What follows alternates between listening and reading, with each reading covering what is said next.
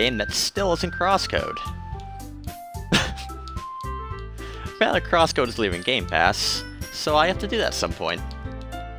But until then, let's play totally a dating sim game. You can use the skip button to skip the passport text you've already read. Okay.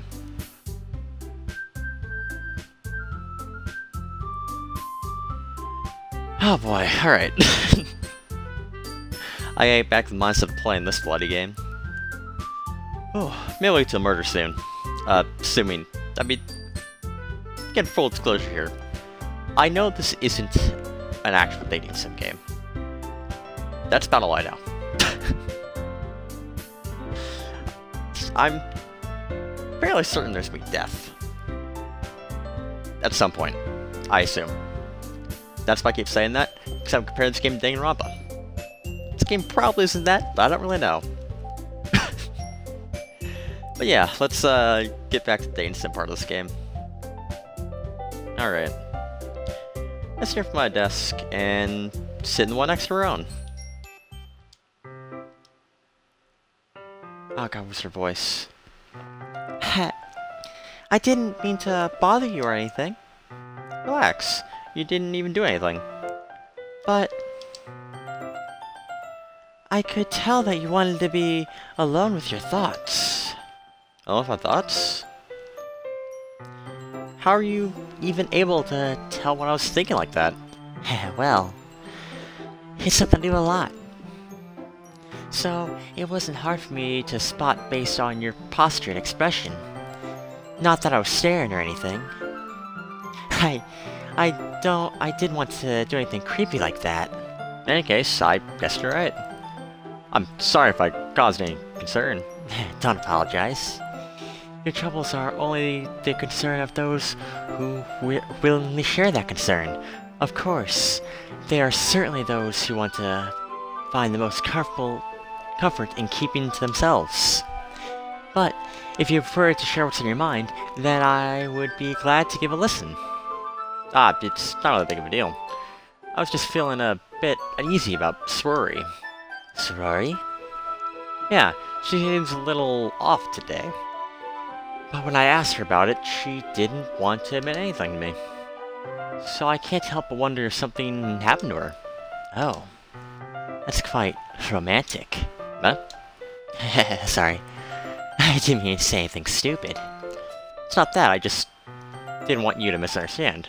So we're not even friends for a long time, that's all. I see. Then perhaps it's unusual for her to be dismissive to you about her feelings. Or maybe I'm just reading into it a little too much? Kimmy? The world is full of meaning, often hidden deep beneath plain sight. And there are many untold stories behind every single person, no matter how well you may know them. Ah. So you think there might be something behind it after all? I think Sorori is a very complex person. Her mannerisms are on the outside, don't always match what may be going on inside her head. And she may not know what she wants. I noticed her strange behavior today too. And I also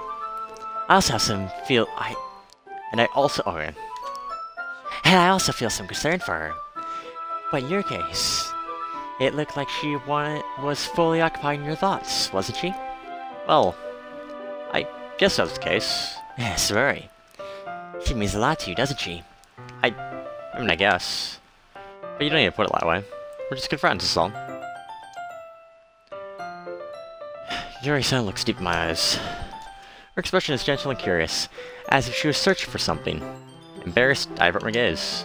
Sometimes, a person's mysteries aren't told to even themselves, and you, as someone honest and caring, may uncover feelings you weren't aware were in you. That is, I think that she'd be a very fortunate person to have you feel that way about her. Yuri? You're giving me too much credit here. Pretty simple guy. So I think I'm pretty good at understanding my feelings. I'm not nearly as sophisticated as you are. That's not a compliment, is it? I mean, take it how you will. Anyway, As long as we're here, why don't we do some reading? Well, as long as you're okay with it, yeah. I should take my mind off this whole thing anyway.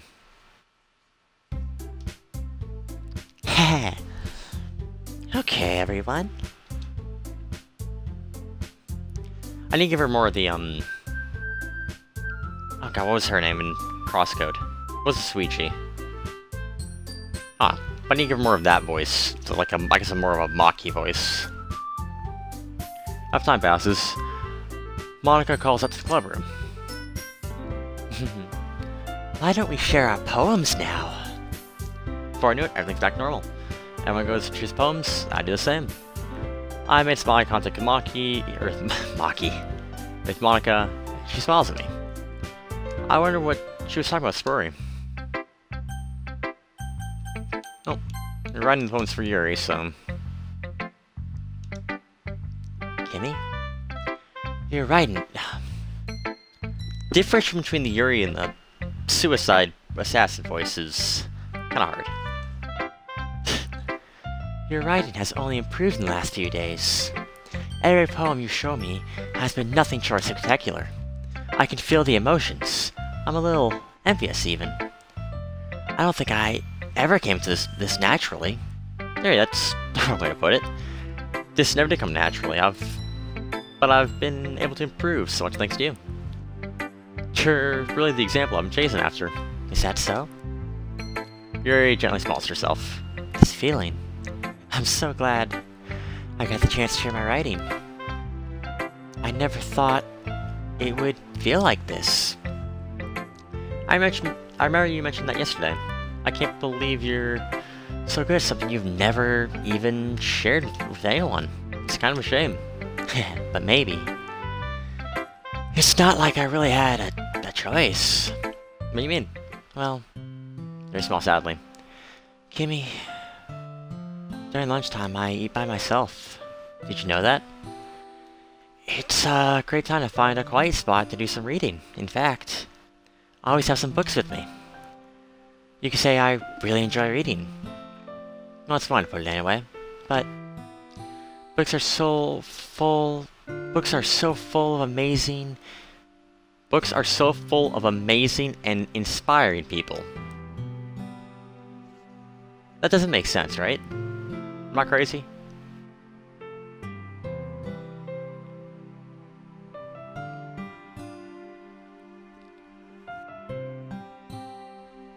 Whatever. People you want to fall in love with. Or people you just know would make a really good friend. Cheerful people you can always put a smile on your face. Or deep thinkers and problem solvers who discover the mysteries of life. So when you look at it that way, I'm surrounded by friends every day, you know? And those friends don't laugh at me. They don't tease me for spaced out all the time. They don't make fun of my body type. And they don't hate me for acting like a know-it-all. People say that about you? I'm not a know-it-all, Kimmy. I'm the opposite. I don't know anything. I don't know how to talk to people. I don't know how to make people see me as normal. I don't even know how to make myself feel happy. I have all these feelings, and all I can do is read and write. But it wasn't until now that I started sharing it with you that I really understood what was missing all this time. But I haven't really done anything. No, that's wrong. Just be patient and respectful. That's really important to me. I'm a difficult person, Kimmy. I speak too slowly. Hey, I actually got the voice right, I guess. More or less. Alright. I second-guess myself all the time.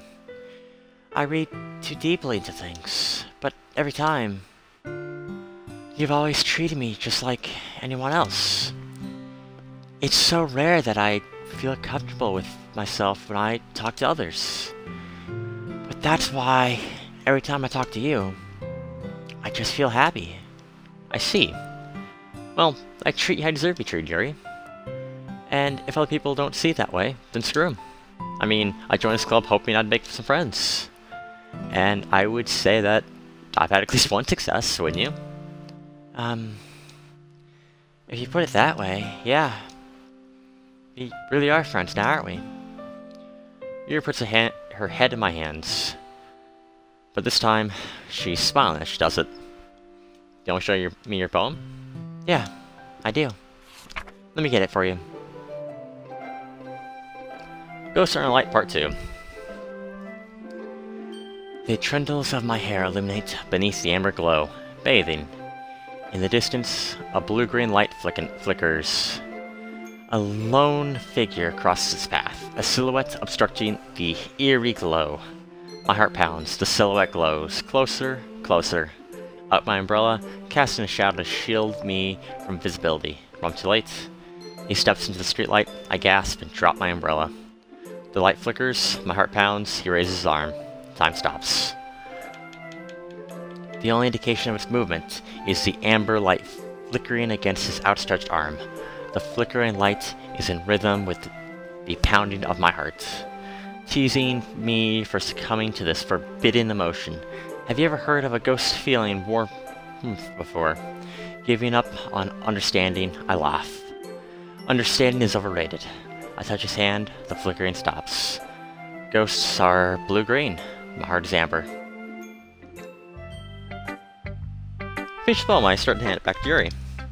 But instead of taking it from me, she looks away.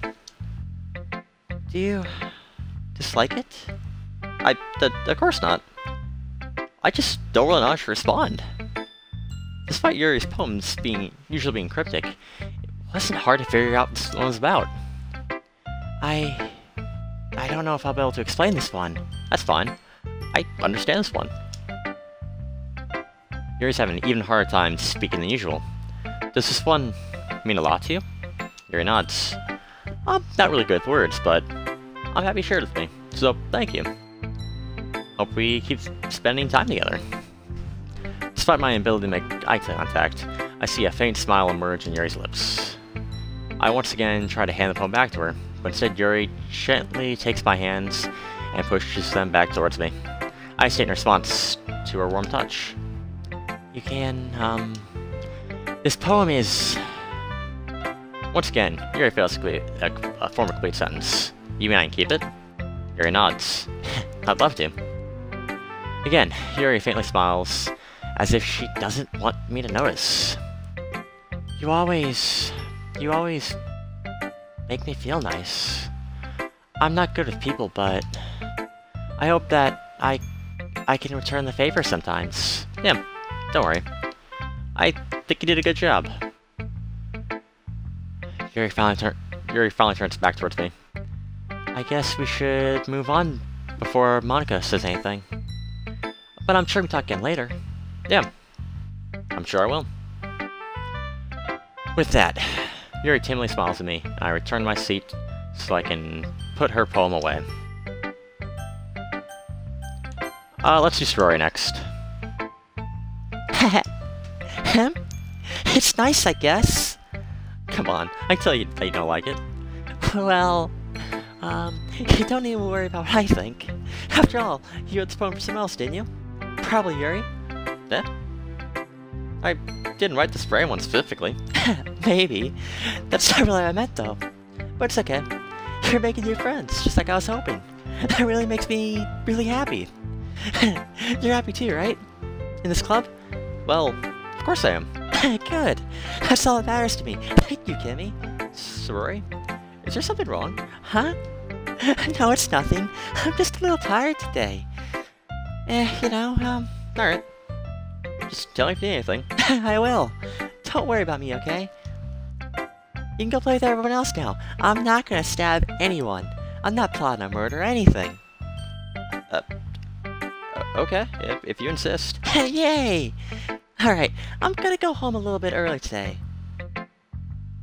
Sorry? Tell Monica I wasn't feeling well, okay? And not that I'm plotting the death of Yuri as we speak, okay? You know, it's not like she's gonna walk home and there's gonna be 19 knives that swing through her front door, instantly killing her because, you'd rather her than me. Okay? Trust me, trust me.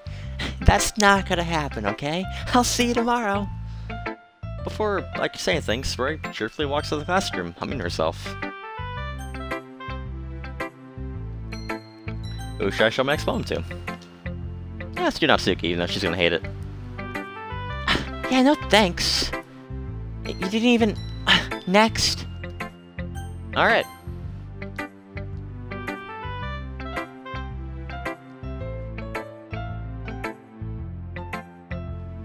Hi, Kimmy.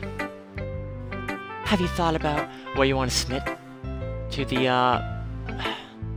Have you thought about what you want to submit to perform at the festival?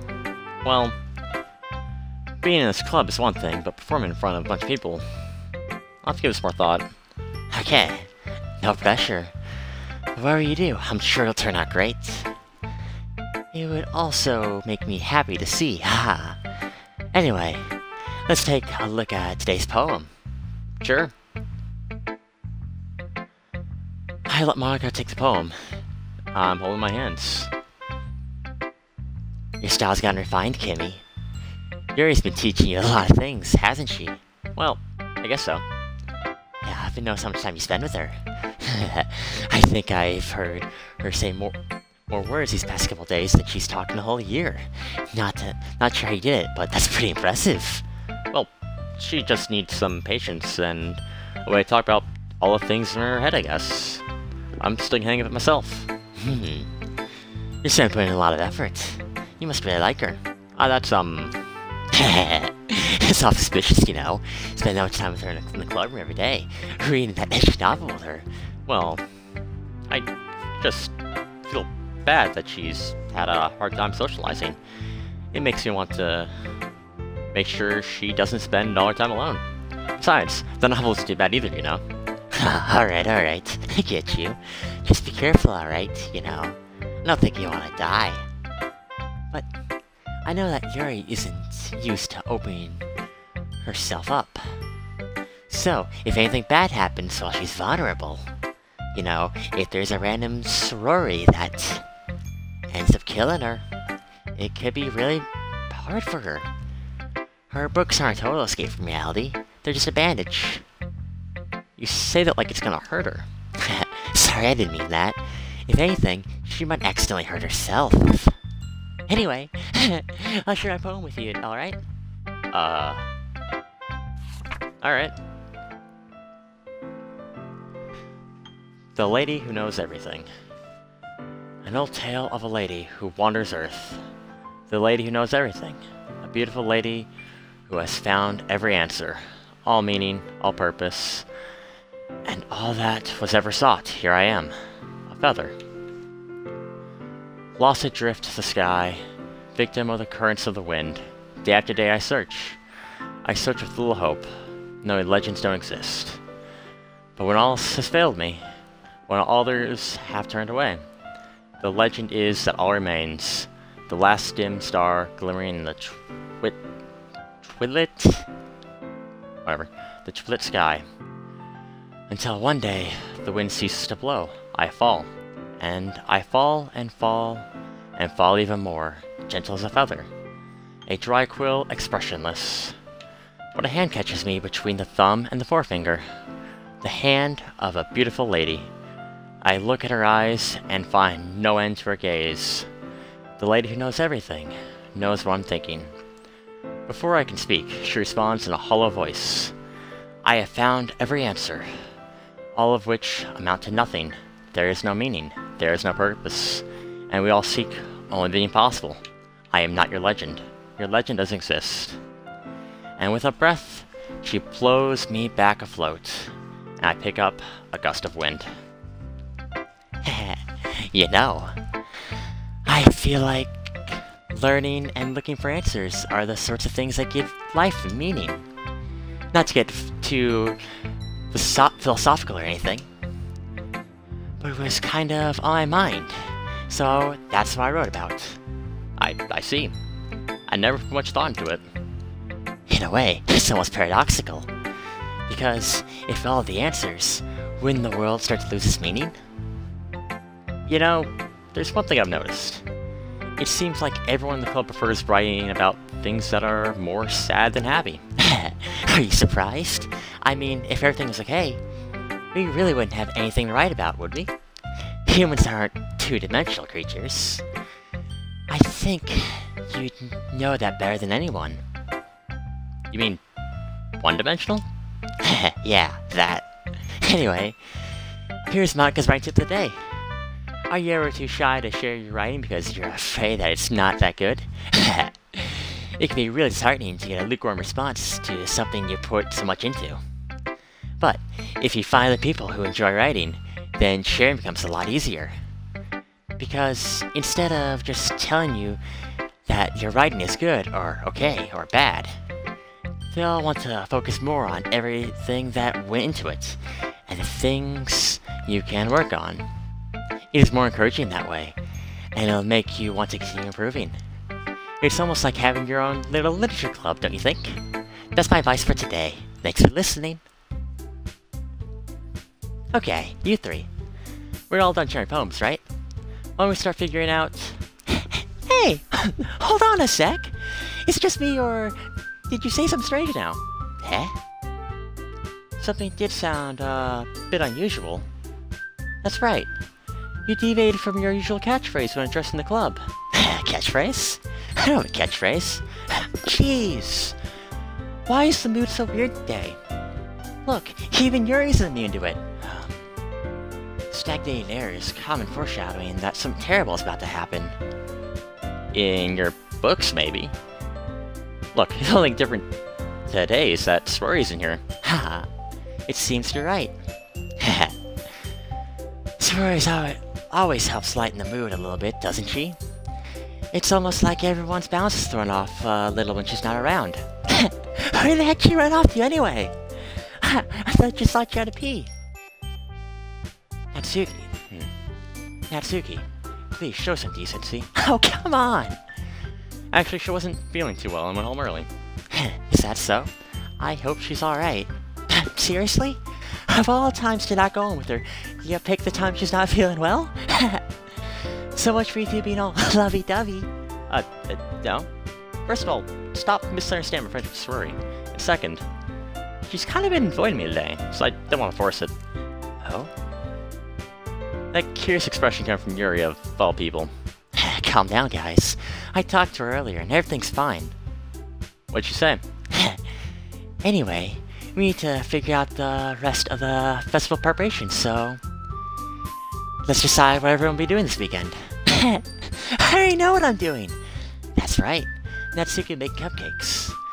But we need a lot of them, and different flavors. Can you have that all by yourself, Natsuki? Challenge accepted! As for myself, I'll be printing and assembling all the poetry pamphlets. Sorori will be helping me design them. As for Yuri, you can, guys? Can you help me come up with something for Yuri? I'm useless. No, that's not at all. You're the most talented person here, you know? Now, Natsuki's pouting too? Jeez, even I can't tell now. I guess I never gave Sorori enough credit, but I can tell things are harder on you when she's not around. Ha! That may be the case. But if I can't also be a leader on my own, then I'll grow as a person. So Yuri, you have beautiful handwriting, you know? So you should make some banners decorations to help set the atmosphere. Atmosphere? Yeah, about that. I love atmosphere. Your expression suddenly changes as she stared at her desk and focuses and starts nodding to herself. Your mind is already racing, I see. Yeah, that's great. You'll be a wonderful help, Yuri. But anyway, that just leaves you, Kimmy. The one who is truly useless? Don't say that. In fact, both Natsuki and Yuri have some pretty heavy tasks to handle. It would probably go a long way to give one of them a hand. You can always help me out as well. I'd be really appreciative of that.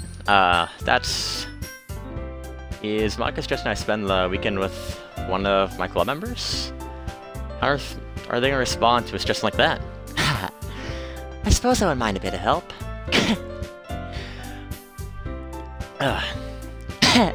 Well, even if there's...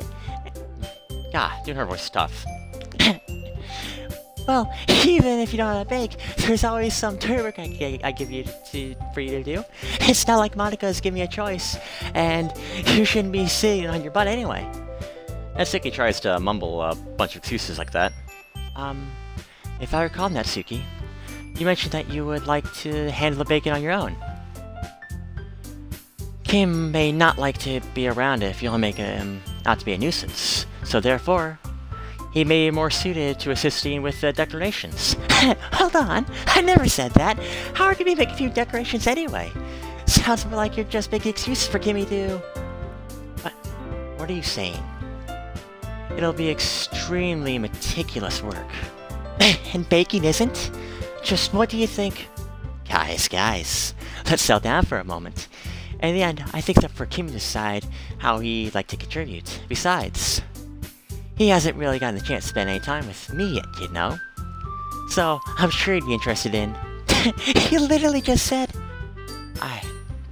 I'm surprised as well. Sorry. I was just saying, though. Jeez. Can we just settle this already? Yeah. Kimmy, you're okay with this, right? In the end, it's up to you. Ah, of course. Very well. In that case, everyone's looking at me, straight at me. Of course, I'm gonna go with... probably Yuri. Wouldn't mind Sorori, but let's go with Yuri. Let's go for this plot line. Well, I'd probably most helpful helping out Yuri. Me? You serious? Why would you... Natsuki, I can already tell you're about to say something mean. No. I was just saying... So you'd be helping out Yuri then, Kimmy? Yeah. That's what I'm gonna do. I'm glad. I have had a bad habit of overthinking these sorts of things. So I think your assistance will be very useful. That's great to hear. Natsuki, will you be able to handle the baking yourself? I mean, yeah. I already said I'd be fine. Okay. Everyone tell Natsuki is feeling a little sour. So, is that everything we need to go over? Yeah, that's about it. Are you guys excited? Well, excited may not be the right word. But I suppose I'm looking forward to it a little bit. Do you feel the same, Kimmy? Me? Yeah, I guess you could say I'm interested to see how it'll turn out. Yeah, that's good enough for me. What about you, Natsuki? Natsuki? What? Why is everyone yelling at me? I didn't do anything. No. That's not what I meant at all. You're anxiously glanced between everyone in the room. I'm sorry for this. I don't really know why King picked me. And also, your cupcakes are the best I've ever had. They go really well with my tea. And nothing I do for the event will compare to that, so... Yeah, I get it. I'm kinda surprised, though. But why? Well, I'm the one acting immature. I know that, but you're trying to cheer me up all of a sudden. I know I'm not very good at it. I'm sorry if I said something bad. Natsuki isn't no one surprised. Monika and I are also taken aback by Yuri's words. When she has already had trouble with words, trying to cheer up someone must be far out of her own comfort zone. But I began to understand. Yuri's trying to sound like Sorori. Even if it didn't work perfectly, I can tell that she tried to say something Sorori would say at a time like this. Because Sorori would always help everyone smile and feel good about themselves. No, I kinda appreciated it. I'm sorry to make a big deal out of nothing, but I'm gonna say this. I better remember that cupcakes are gonna be the best part of the whole festival. I believe you. Yeah. I hope to see everyone do their best. But with that, there's nothing more for today, so I guess it's time for us to head out. Alright then, let's get out of here then. Aaron packs up things. I start to follow Monika and Natsuki out the door as they chat to each other. Yeah? I turn around. Sorry. I realize I don't have any way of contacting you this weekend. Oh, yeah, you're right. I can't move slip in mind. Should I give him my phone number? Yeah. I think that would be the best way, yeah. Alright then. You're and I exchange phone numbers. Okay. Then I'll be stopping by your house Sunday. Yeah? My house? Is that a problem? No, not at all. I just thought we'd go to your house since I'm not helping you. Ah, yeah, I suppose that makes sense. But if you don't mind, I'd prefer going to your house. Alright. In that case, we have a problem. I decided not to press Yuri for a reason. It's not like it should matter either way, so I'll just need to make sure my room's clean. I hope I managed to make myself useful in some way. I'm not nearly as great as you are. Don't underestimate yourself, Kimmy. I think that will make a very productive team. Even if you chose me because you felt bad or something. Wait, you don't actually think that, do you? I don't know. It's difficult for me to come up with any other reasons you may have chose me. You're forgetting the one reason with the most common sense. I chose to help you because that's what I wanted to do. But... Yuri thinks self with an extreme tense expression. You're thinking this. You want me to point out when you're thinking, right? I didn't realize... I'm telling you, I want to. That's all there is to it. Do you believe me? Yuri thinks really hard again. She looks straight in my eyes for a long while. Yeah, I believe you. As if it took her tremendous effort, Yuri finally says that and relaxes her expression. And I'm really looking forward to Sunday. Yeah, I am too. After the exchange, I make my way out the door and Yuri follows. I can't believe this. Yuri's gonna be coming to my house on Sunday? My anxiety shoots to the roof. Even though I've gotten pretty used to handling her at this point, there's no telling what might end up happening when we're outside of school. More than that, she told me that she was looking forward to it. Is this a chance I have to make something happen between us? Or is it too early for that? Well, only time will tell. But until then, I won't be able to won't be able to take it off my mind. I seriously can't wait. It's already Sunday. I've been getting increasingly anxious about Yuri's upcoming visit. I tell myself there's no reason to be nervous, but that doesn't help too much. Yuri's clearly an introvert, also an intimate person in general. There's no doubt that she'll open up a bit when it's just two of us. Meanwhile, we've been texting occasionally.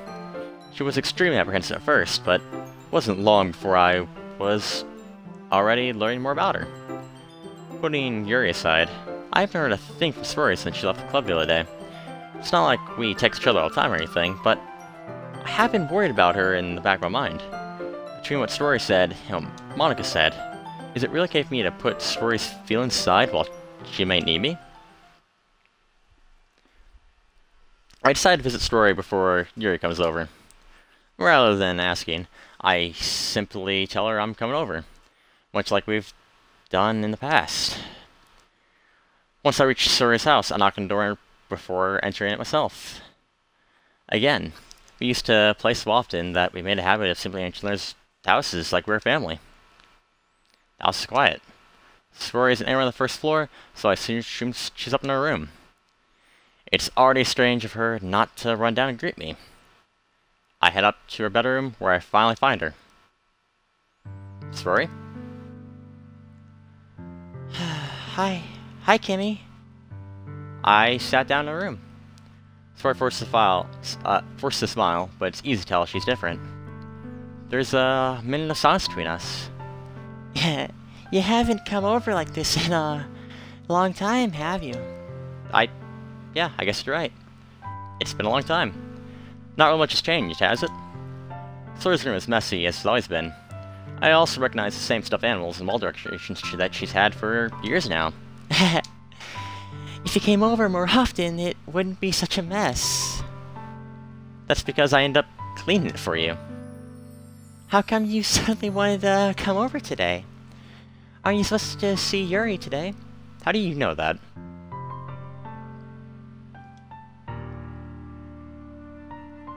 Whatever. Yeah, but I already asked that. Sorry had already left by the time we decided that last meeting. Monica told me. It's only natural for her to keep me informed about all the festival preparations, right? It's weird doing a cheery, depressed voice. Not sure I'm gonna do this. Or keep doing this. Yeah, that's true. What about you? Aren't you going to be helping Monica today? Yeah, of course. But I'm just here to... I'm just helping her online. We didn't plan to meet or anything. Ah, so it's just me and Yuri then? Yep. There's more signs between us. Spur stares around direction. Everything about her behavior is really uncharacteristic. I finally get the point. I just wanted to see how you're doing after you left Friday. When something's wrong, you can't hide it from me. I know you too well. So, Story smiles, shaking her head. That's no good, Kimmy. Eh?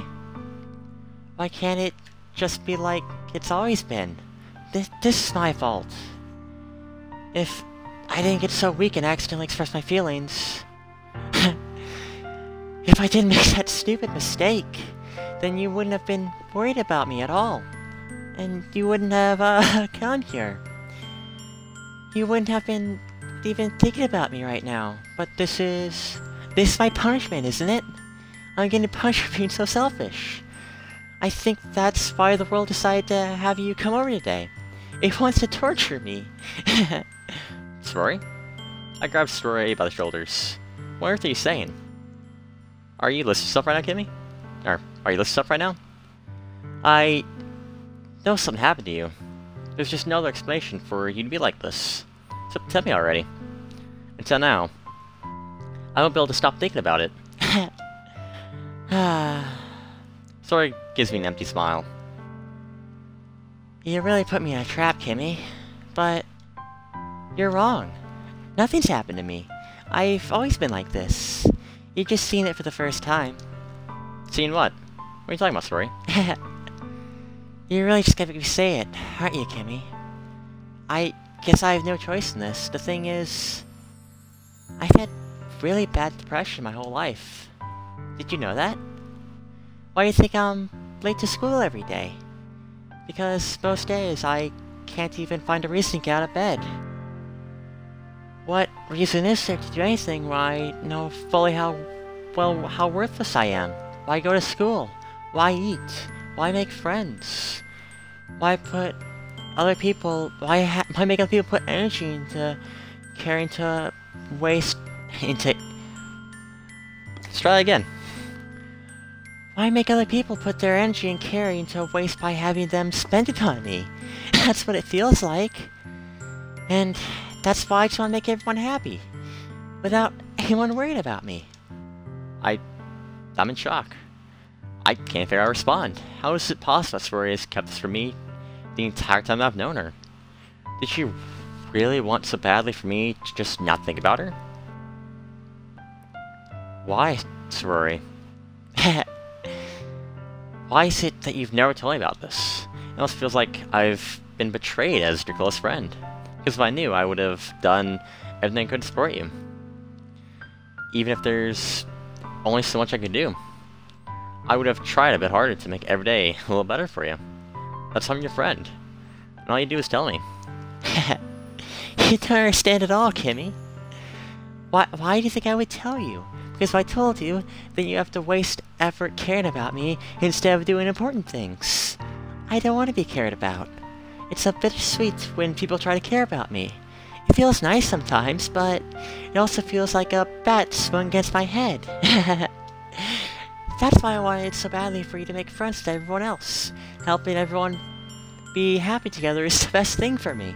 But then I discovered someone else, too. Seeing you make friends and get closer with everyone in the club, it feels like a spear going through my heart. So that's why when I decided the world just wants to torture me, every path leads to nothing but hurt. You're right, I don't understand. I don't understand your feelings at all, sorry. But I don't need to understand. Whatever it takes for me to help you stop hurting. That's what I'll do. No, Kimmy. There's nothing. Nothing at all. The only thing that could have helped is if everything could be like it always was, but I was selfish. I finally showed you what a horrible person I am. Tears streaked down Spory's face. I made you join the Literature Club because I was selfish, and I was punished by my heart or in a way that I couldn't understand. And now you come here, and I made you hurt too.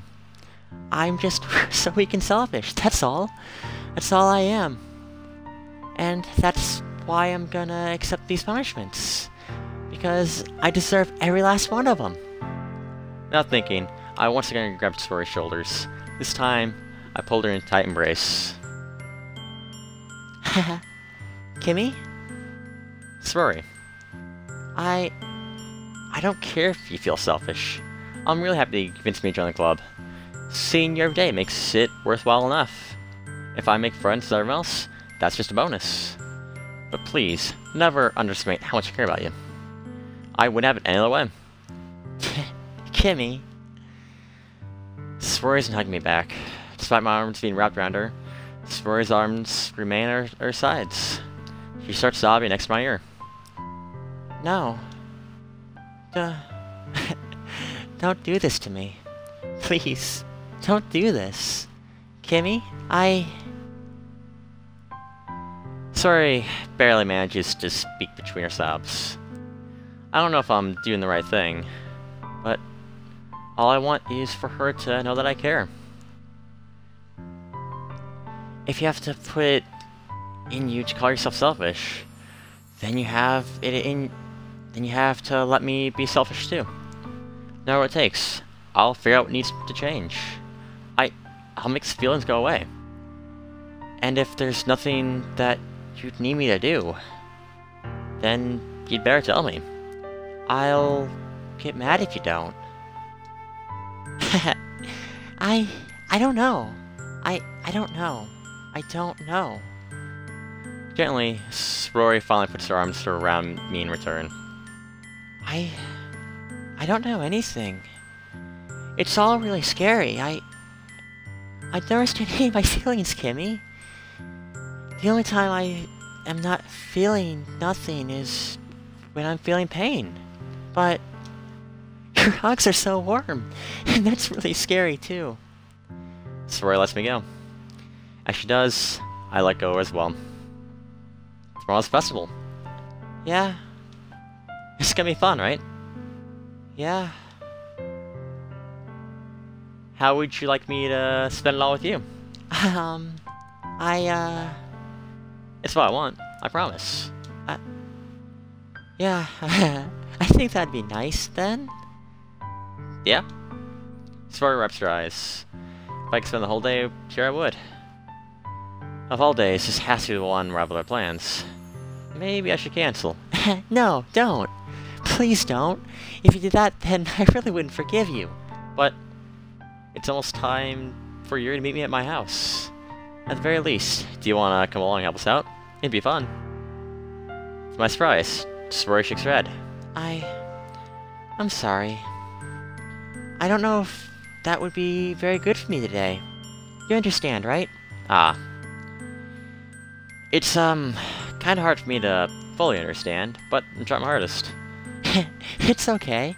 Don't worry too much about me. I'll see you tomorrow, okay? Alright. I look forward to it.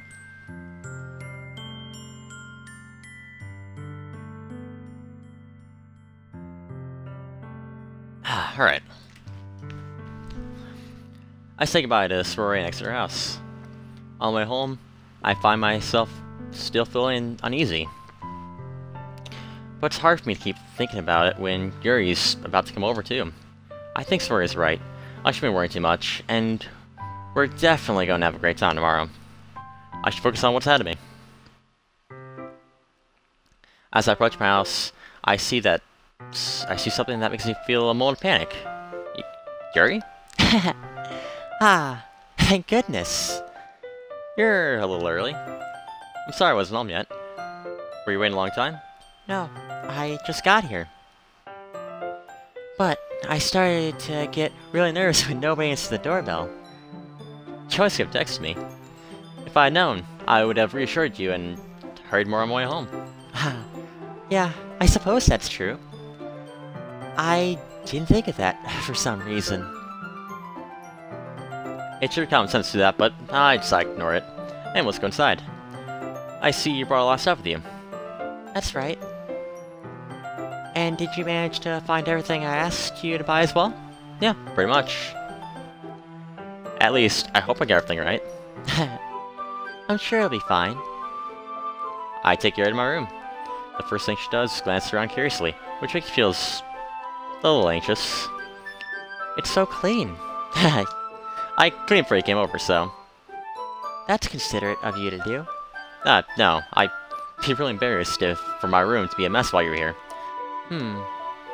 Well, I do enjoy cleaning, so I would have gladly helped you clean. Ah, that would be more embarrassing. Wait, don't look in there.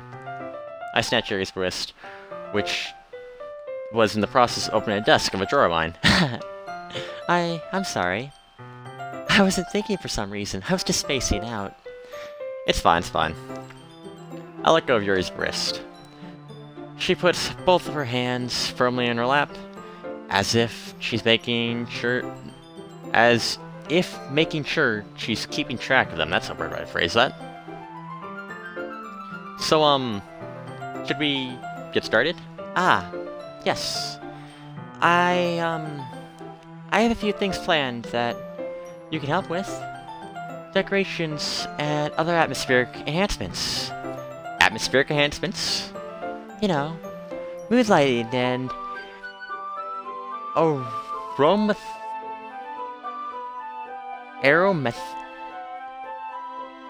candles. Oh wow, I didn't know you planned on making up a word today. Of course. I wanted to help take our guests to a faraway place, although many will stop by just out of curiosity. And for, well, cupcakes, I guess.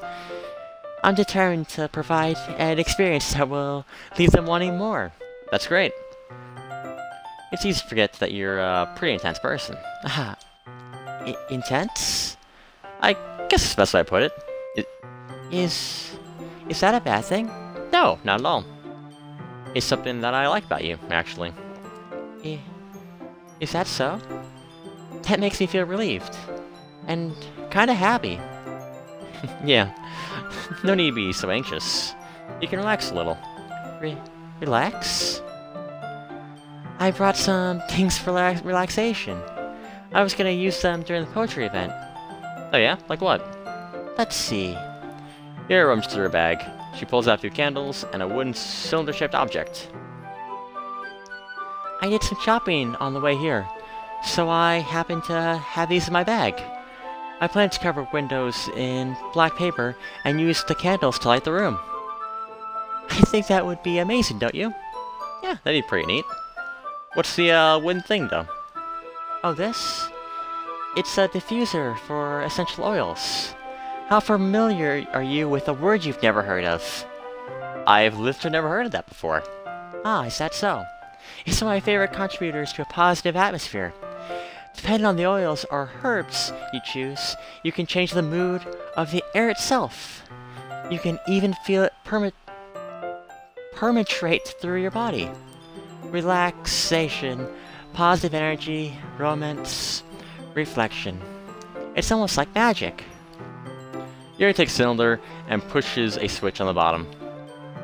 In just a moment, a thin ray of vapor begins to sprout through a small hole at the top. Oh, that smells wonderful. What kind of mood is this one for? This one is jasmine essential oil. It smells a little sweet and flowery, right? Yeah, that's a good way to describe it. I chose jasmine for the event because it provides more than relaxation. Jasmine enhances your emotions and helps you feel them flow through your body. You feel warmer, and your heart pounds more heavily. Don't you think it'd be perfect for sharing poems? yeah, I mean, it does sound suitable. But you seem to know a lot about this, so I'll trust your opinion with anything. Yuri smiles gently, clearly enjoying herself. She again reaches into the bag and pulls out several spools of thin ribbon. Wait, what are those for? Well, did you purchase the origami paper that I asked you to get? Yeah, I have it over here. We won't be using the paper for folding origami. What I'd like to do is write different words on each paper. We need about 100 of them. Oh yeah? What will those be used for? I'm gonna cut pieces of ribbon to hang from the doorway of the classroom. Then we can fasten the paper onto the ribbons to create a door curtain. Wouldn't that be beautiful? It would also catch the eye of those passing by the room. It would attract people to come inside. That's, really creative. I had no idea you'd be so good at this, Yuri. Is that so? Well, I suppose I get a little intense, as you put it. Yuri giggles, red cheeks. Is it just me, or is she more relaxed when it was just the two of us? Or maybe it's the excitement she feels from sharing something that she enjoys. Here's the marker, Kimmy. You can write any characters you want. I'll help you once I finish cutting the ribbons. Ah, alright. Sitting on the floor together, the two of us get to work. I carefully draw a different character on each paper, doing my best to manage my bad handwriting. Yuri unravels a long strand of red ribbon to her desired length. Then, she reaches in her bag once more and pulls out a pocket knife. Eh? The knife is strangely beautiful. The silver handle has an intricate pattern of waves etched into it. The blade itself is gently tinted blue. That's no ordinary pocket knife. It looks really fancy. Well... Embarrassed, Yuri looked away. Well, what is it? You're gonna think this is weird. Yuri, wherever it is, I have no reason to judge. Teach their own, you know? I mean, if you promise not be weirded out... Yeah, I promise. Alright. The thing is, I'm kind of into knives. They're just so pretty. I can't help it. I don't know what it is. The combination of craftsmanship and the feeling of danger, maybe. What am I saying? Please don't think I'm a serial killer or anything. I'm not gonna kill Spory, I promise. You're laughing at me. No, I'm not laughing at you. I'm just fearing for my life, and, Spory's life, and everyone else's life. That's fine. You're not a serial killer or anything. But, you know, it's just funny how nervous you got about, you know, sharing your knife collection. It's an interesting thing to be into, I guess, for, well, you know, I guess if you're a serial killer, it's not that interesting. But, you know, it suits you. Suits me? Yeah, I think it's kind of intense. Besides, it's really cool. It's a really cool knife. I can't deny that. It is, isn't it? It relaxes her expression once again. Would you like to hold it? Sure, I'll check it out. Yuri carefully has the knife, with the handle facing me. I take it and turn it around in my hands. It feels heavy, extremely solid. Where do you manage to get a knife like this? Curious of its sharpness, I feel the point of the knife with my index finger. Ow! Kimmy? Why did you do that? I wasn't expecting it to be that sharp. I barely touched it. Oh, it's my fault. I should have warned you that I'm a serial killer. Of course the knife is extremely sharp. And you can cut through skin like it's paper, you know? Because that's something that I need as a serial killer. A small drop of blood trickles down the side of my finger. Yuri takes my hand and gives the wound a closer look. Ah. She stares at it and noticeably fidgets. We're squeamish. I'll go wash it off now. Without worrying, Yuri puts my finger in her mouth and licks the wound. I feel her tongue curl around my finger. Startled, I instinctively pulled my hand back. Please forgive me. I don't drink blood. I'm not a vampire. I promise. I just wasn't thinking. Yuri lowers her head, her face burning up. Yuri? That was the most embarrassing thing I've ever done. How could I just do something like that? I'm sorry. I only took the blood of my victims. You're not a victim yet. Sure, it was a little weird and it took me by surprise, but I guess she was just trying to help, right? You're overreacting a little. She doesn't lift her head. What if she doesn't recover from this for the rest of the afternoon? Alright, you know what? This might be this stupid thing to do, but I'll do it anyway. I take Yuri's hand and lick her index finger in return. Kimmy?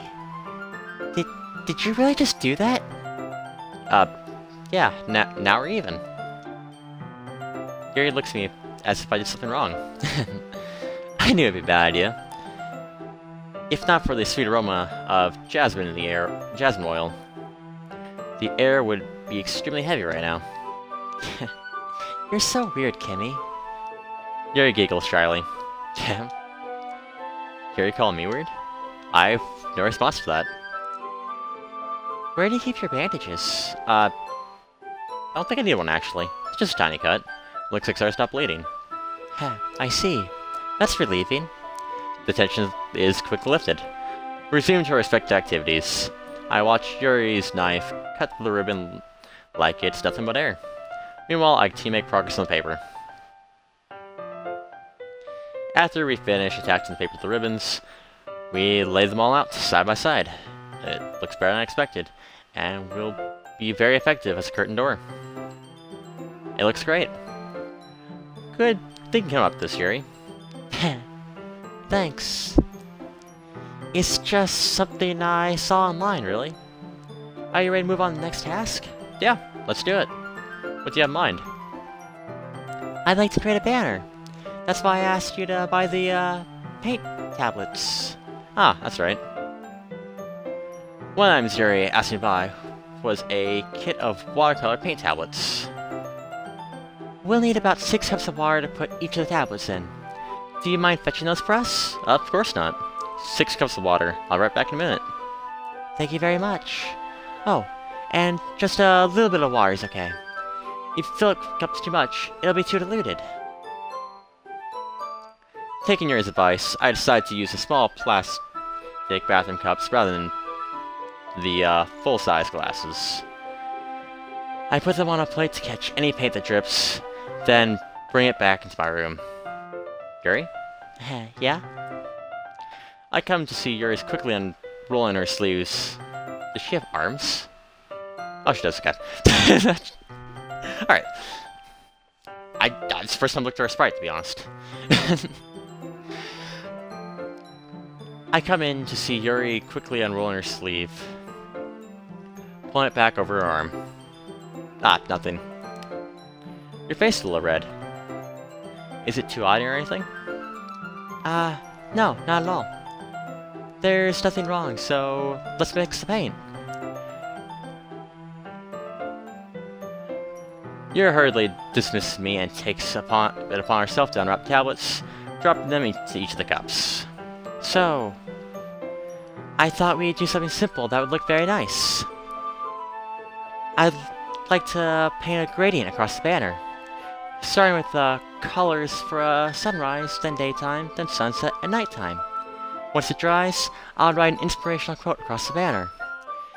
We can hang it on the wall behind the podium at the front of the classroom. Ah, neat. And what are you gonna write? Well, it'll be more of a fun surprise to you. Yuri smiles at me. If you say so. After rolling out the banner, Yuri and I kneel on opposite sides so we don't get in the way of each other. Yuri uses a brush and adds a few dots of different colors across the banner to serve as a color guide for when we paint. This kinda reminds me of elementary school. Paint on a banner with watercolors feels a lot like the art class projects we had back then. It's relaxing. I'm sorry this feels too childish. No, I didn't mean that at all. It's kind of fun, you know? Yeah, it is fun. I'm glad you feel that way too. Yuri stops playing for a moment, thinking to herself. For me, I didn't need to go out and do crazy things to have fun. In fact, I usually don't even want to. It's just like I can spend time with one person. Even if it's something simple like reading, it doesn't even matter if we don't talk much. Just having a friend next to me makes things feel a whole lot nicer. I think that's all it takes for me to be happy. Is that so? Even if you and I are quite different, I can understand where she's coming from. I feel that way about things like anime and games, where simply sharing the experience of someone can make me feel happy. I think I can feel the same way. Yuri smiles gently. I knew you'd understand. Yuri leans over the banner to grab an unused paintbrush. But I move at the same time, causing my head to bump into hers. Sorry. Yuri reels back, and I quietly lift my hands in surprise. Are you hurt? No, I'm not hurt. It just, startled me, that's all. Sorry, I should have asked you to get it for me. No, it's not your fault. In your face. There are droplets of paint on Yuri's face and neck. Is there something on my face? Yeah, I accidentally got paint on you. Sorry, it's totally my fault. I'll get a towel right away. I rushed out and fetched a small towel, then dampened it with hot water. I returned to my room and kneel back down in front of her. Here. I pat down Yuri's face and neck with the towel. Ah. Is something wrong? It's hot. I just didn't expect it. Sorry. I didn't want to use cold water. I'm finished. I started to check my hand. But Yuri suddenly holds my wrist. Wait. Eh? Just for a little longer. It feels really nice. I keep my hand still against Yuri's neck. She looks in my eyes, an intense expression that I recognize from when she reads her books. Almost as if she's lost in a daze, enveloped by her own thoughts. She breathes gently, half though slightly parted lips. What is happening? Is the aroma of the jasmine oil giving me this dizzy feeling? Yuri's gentle fingers wrapped around my wrist, sending a tingling sensation through my arm. And suddenly, her face seems to be much closer to mine than it was just a moment ago. Ah. Yuri slowly pulls away. Sorry. I've been feeling a little lighthearted today. I didn't mean to space out. It's fine. The one's over as soon as it began. Yuri picks up her brush again. But her movements seem clumsier, like she's unable to focus. I remain silent, first to ignore the event that just transpired. I instantly retrieve my own brush and continue following Yuri's example.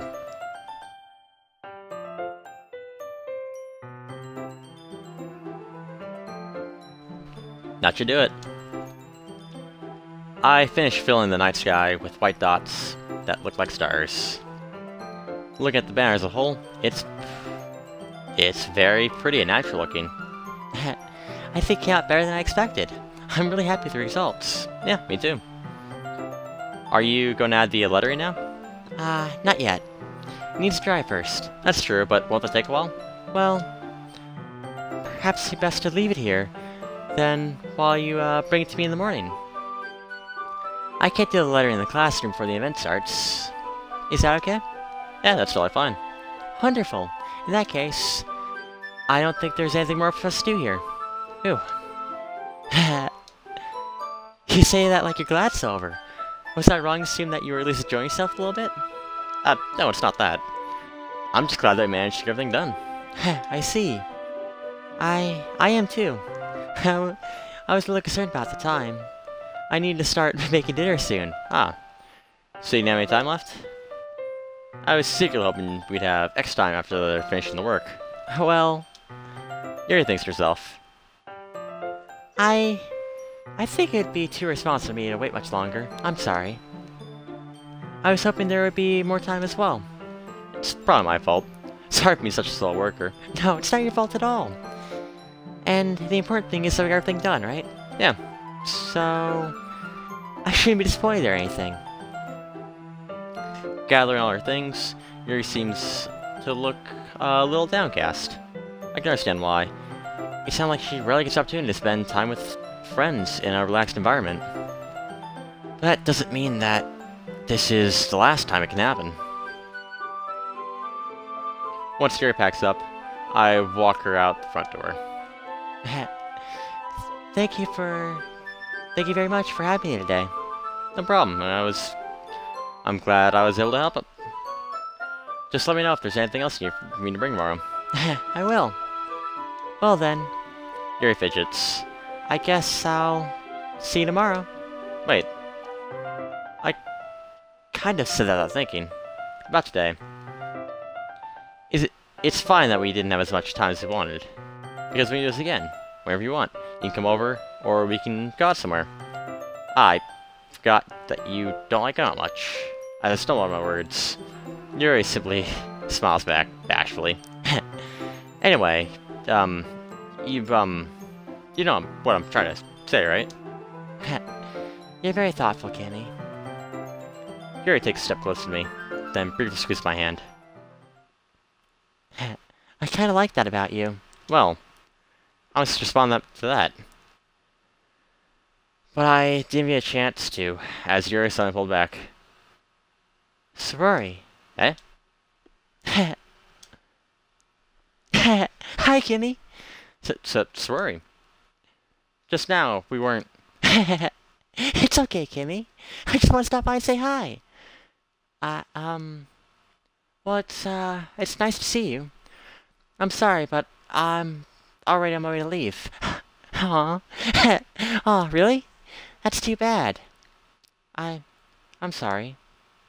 But we'll all be together at the fest tomorrow, so that's fine, right? Of course! Sorori beams. Yeah, so... I'll see you tomorrow. Clearly embarrassed, Yuri hurries off. Sorori waves goodbye after her. Sorry. I thought you didn't want to go over today. Well, I tried to stay in my room, but my imagination was really mean to me. So I had to come here and see it for myself. See what? What are you talking about? You know, how much fun you're having with Yuri, and how close you've gotten to her. It really makes me happy.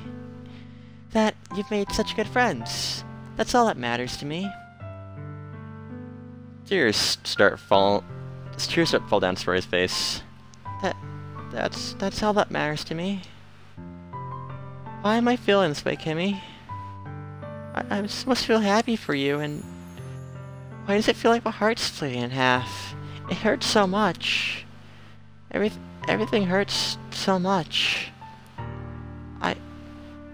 This would be better if I could just make it disappear. Sorry, don't say that. It's true, Kimmy. If I wasn't here, then you wouldn't have to waste your sympathy on me. You wouldn't have to put up with me being so selfish. Monica was right. I should just... Monica? Monica's right about what? Sorry? What I said before is true. I'm not going to continue. Caring about you like this isn't the burden your mind is making out to be. It's something that makes me happy. It's something I wouldn't trade for anything else. So it even takes a lifetime. I'll be by your side until you don't feel more pain. But... Soraya looks away. I put a hand on her shoulder to reassure her. I'm scared, Kimmy. Really scared. What are you scared of, Sorori? I'm scared that I might like you more than you like me. Sorori? It's true, isn't it? I was weak and started to like you too much. I did this to myself. Kimmy? Oh. Kimmy? I like you so much that I wanna die. That's how I feel, and... That's enough, Sorori. I don't want to hurt you anymore. I slid my hand down Sorori's arm and squeezed her hand in my own. Do you remember how I said that I always knew what's best for you? Do you still believe me? Wordlessly, Sorori nods. If you don't understand all of your feelings, I know what you need the most right now, and that's what I'm gonna give you.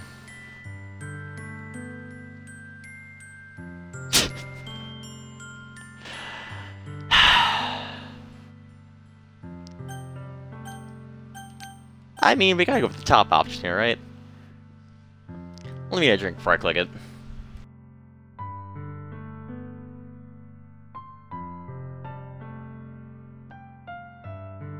There we go. Because this game is a lot more brutal to my voice than freaking Phoenix Wright is. Even though that game did a lot more different voices and more hey pal voices. Which I feel like would be worse, but apparently not.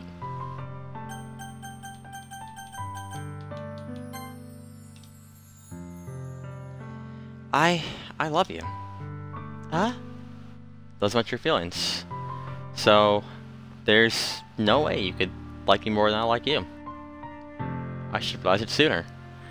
But spending time with everyone at the club, making new friends, and having fun with you every day, helped me realize that you're truly the most important person to me. That's why I accept all your burdens. As long as we continue like this every day, with you by my side, then I know we'll both be happy. Kimmy? Suddenly, Sorori wraps her arms tightly around me. Kimmy, is this really okay? Yeah. I hold Sorori in my arms and pull her closer. You'll never have to let go of me again.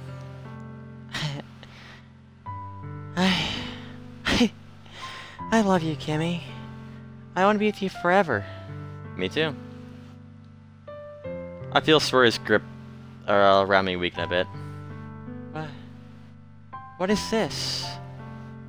Sorori? I'm supposed to be happy right now, but I always thought this would be the happiest moment for me. But why, even now?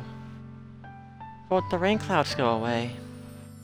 They're not going away at all, Kimmy. It's okay, Sorori. It might take some time for things to get better again, but no matter how long it takes, I'll be there every step of the way. That's all that matters right now.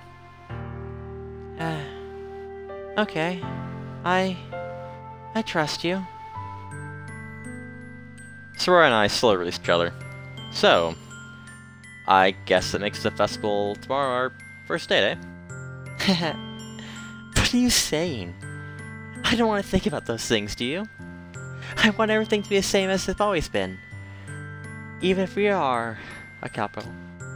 I don't know if I can handle it anymore right now. It's really new and scary to me. I understand. Well, we'll go where pace suits you best, I guess. Hey, Kimmy? Sorori gazes at me once again, smiling sadly. Even if I get really, really sad, this is the best thing for me, right? I don't really understand what Sorori means by that. Are you saying that this is gonna make you feel sad, Sorori? I don't know. I don't know. I don't understand what I'm feeling right now. It felt like a bunch of thorns when you told me you loved me. But that's why I want to trust you. You know what's best for me. Yeah, I do. That's my promise. I say that, but in reality, I've never felt more uncertain when it comes to Sorori. No, I love her, and she loves me. But I'm having as much trouble understanding Sorori's feelings as she is. Even though I can comfort her, I keep wondering if I should be doing something more, or something different.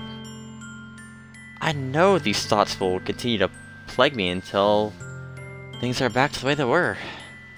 Is that what Sorori meant by not wanting anything to change? I don't know.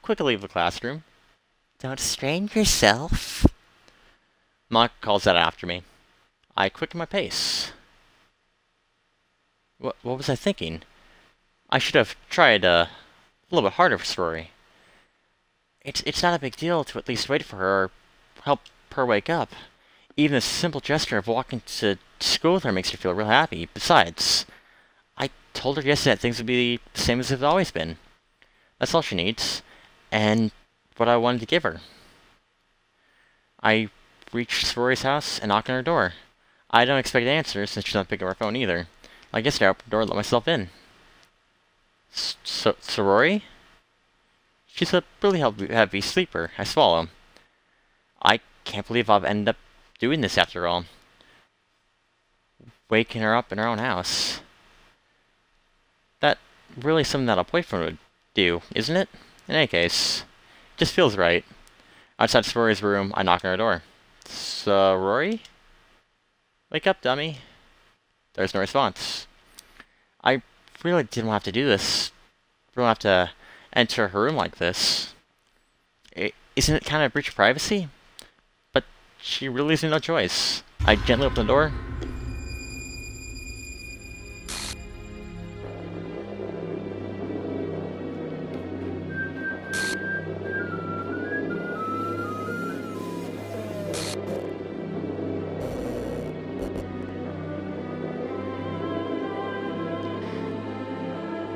I got the feeling she was dead, but that still scared me. Jesus, alright.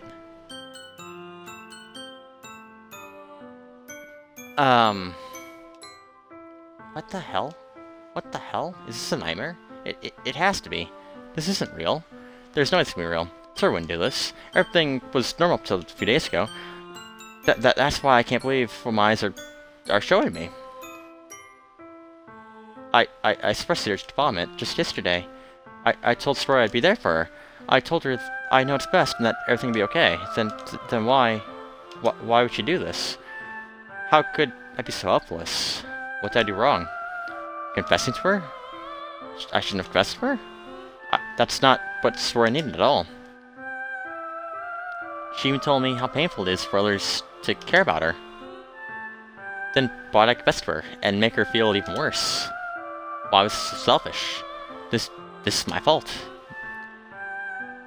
My soaring thoughts kept telling me everything I could have done to prevent this, but if I just spent more time with her, walked her to school, remained friends with her, like it's always has been, then I could have prevented this. I know I could have prevented this. Screw the Literature Club, screw the festival. I just lost my best friend, someone I grew up with. She's gone forever now. Nothing I can do to bring her back. This isn't some game where I can reset and try something different. I had one chance, and I wasn't careful enough. And now I'll carry this guilt with me until I die. Nothing in my life is worth more than hers. But I still couldn't do what she needed from me. And now, I can never take it back. Never. Never. Never. Never. Never.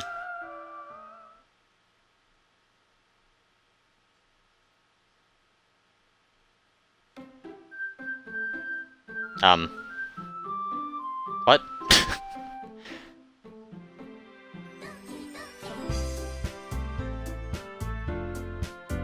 What?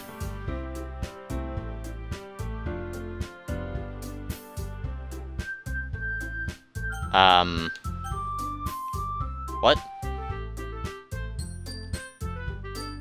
Okay.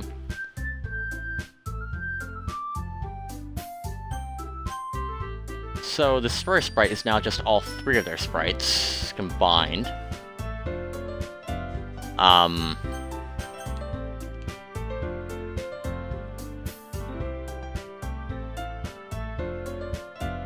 What?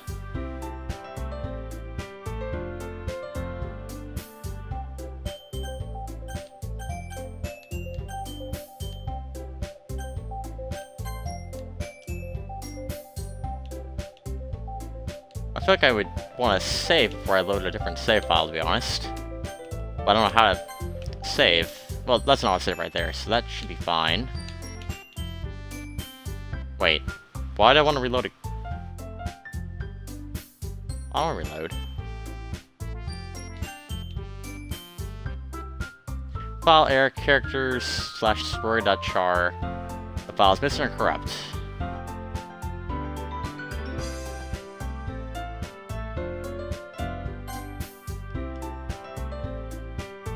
The save file is corrupt. Start a new game. Is that what would have happened if I hit the random text? Who knows? Probably.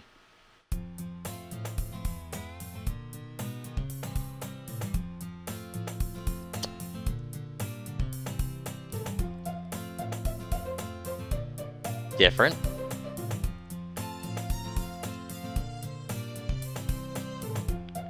I see an annoying girl run towards me from the distance, waving her arms in the air, like she's totally oblivious to any attention she might draw herself. The girl is... my neighbor and good friend since we were children. You know, the kind of friend you'd never see yourself making today. But it's just, kind of works out because, you know, each other for so long. We used to walk to school together on days like this, but starting around high school, she would oversleep and more frequently, and I'd get tired of waiting up. But she's gonna chase after me like this, I almost feel it's better to run off anyway. However, I just sigh and idle in front of the crosswalk and let catch up to me.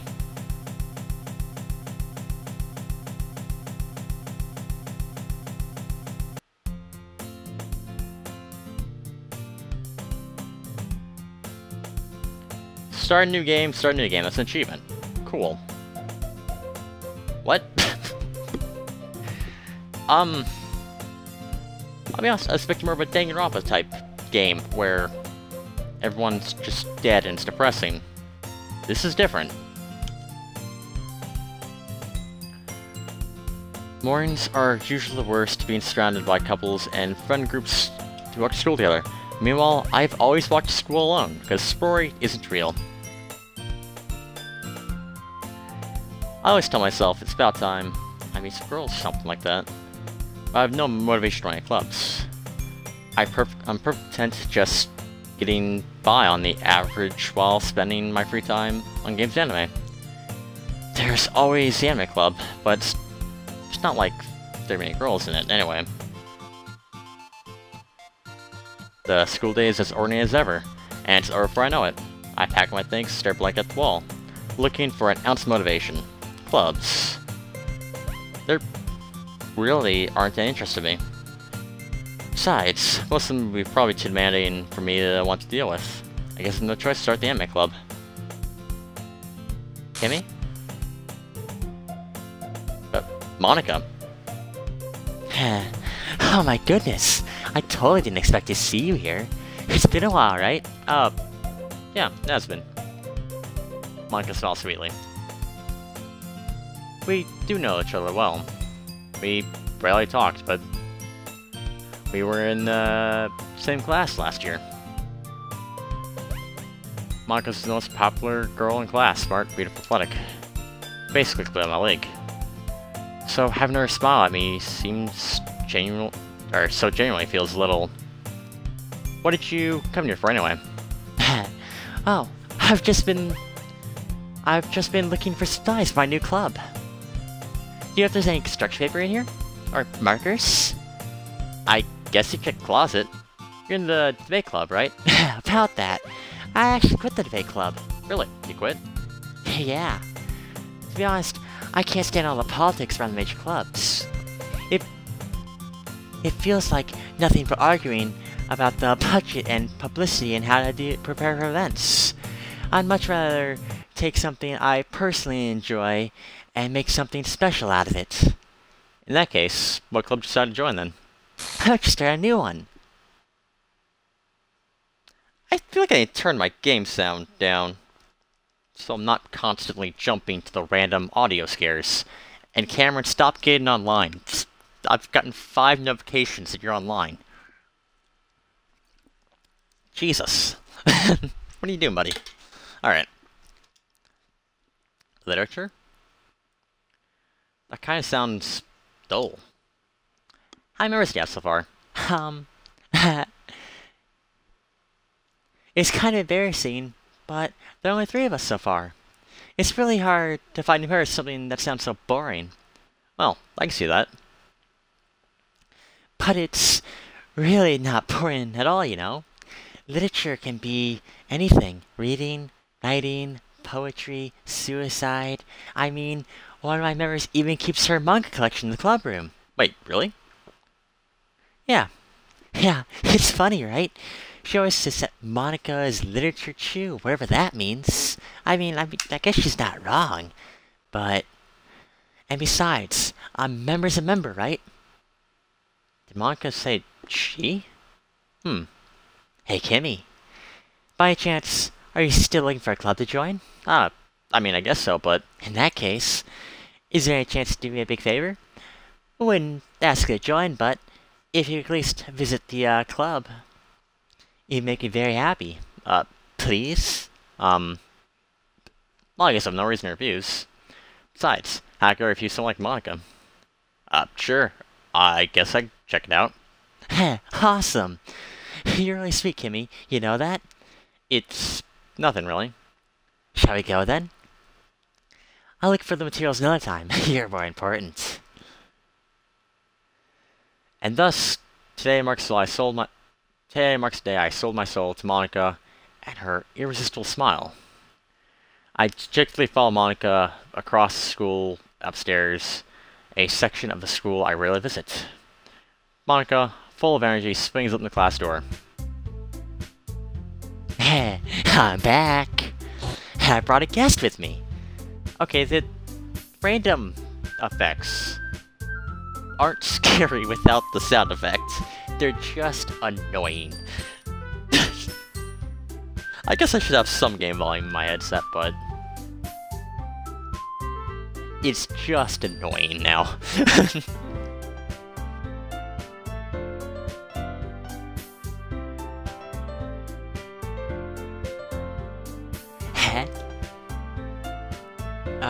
A guest. Seriously? You brought a boy? Way to kill the atmosphere. Don't be mean, Natsuki. But anyway, welcome to the club, Kimmy. All the words game in this situation. This club. It's fun. Cute girls. So let me guess. You're Monica's boyfriend, right? What? I'm not. Natsuki. The girl with the attitude, whose name is apparently Natsuki, is one I don't recognize. Her small figure makes her look like a first-year student, but everyone in this game is 18 plus, what the warning says, so clearly she can't be. Anyway, this is Natsuki. Energetic as usual. And this is Yuri, the vice president. So Rory's not real anymore. It's nice to meet you. Yuri, who appears comparably more mature and timid, seems to have a hard time keeping up with someone like Natsuki. But yeah, it's nice to meet both of you. So, I ran to Kim in the classroom and he decided to come check out the club. Isn't that great? Wait, Monica! Didn't I tell you to let me know in advance before we brought him on new here? I was going to, well, you know. Sorry. I did forget that, but I just happened to run into him. In that case, I should at least make him some tea, right? Yeah, that'd be great. Why don't you come sit down, Kimmy? The girls have arranged a few desks and form a table. Yuri walks to the corner of the room and opens the closet. Meanwhile, Monica and Natsuki sit across from each other. Still feeling awkward, I take a seat next to Monica. So, I know you really didn't plan on coming here, but we'll make sure you feel right at home, okay? As president of the Literature Club, it is my duty to make the club fun and exciting for everyone. I'm surprised there aren't more people in the club yet. What's your start new club? Yeah, you can put it that way. Not many people are very interested in putting out all of the effort to start something brand new. Especially when it's something that doesn't grab your attention, like literature. You have to work hard to convince people that you're both fun and worthwhile. But it makes real events like the festival that much more important. I'm confident that we can all grow this club before I graduate. Right, Natsuki? Well, I guess. Natsuki reluctantly agrees. Such different girls, all interested in the same goal. Monica must have worked really hard just to find these two. Yuri returns to the table carrying a tea set. She carefully places a teacup in front of each of us before setting down the teapot in the middle. You keep a whole tea set in the classroom? Don't worry. The teachers gave us permission. After all, doesn't a hot cup of tea help you enjoy a good book? Yeah, I guess. Don't let yourself get too intimidated. Yuri's just trying to impress you. That's not... Insulted, Yuri looks away. I meant that's... you know... I believe you. Well, tea reading might not be passed after me, but I at least enjoy tea. I'm glad. Yuri faintly smiles to herself in relief. So Kimmy, what kind of things do you like to read? Considering how little I've read in the past few years, I don't really have a good way of answering that. Manga. I murmur quietly to myself, half joking. Natsuki's head suddenly perks up. It looks like she wanted to say something, but she was quiet. Oh. Nah, not much of a reader, I guess. Well, that can change. What am I saying? I spoke without thinking after seeing Yuri's sad smile. Anyway, what about you, Yuri? Well, let's see. Yuri traces the rim of her teacup with her finger. My favorites are usually novels that build deep and complex fantasy worlds. The level of creativity and craftsmanship behind them is amazing to me. And telling a good story in such a foreign world is equally impressive. Yuri goes on clear passion about her reading.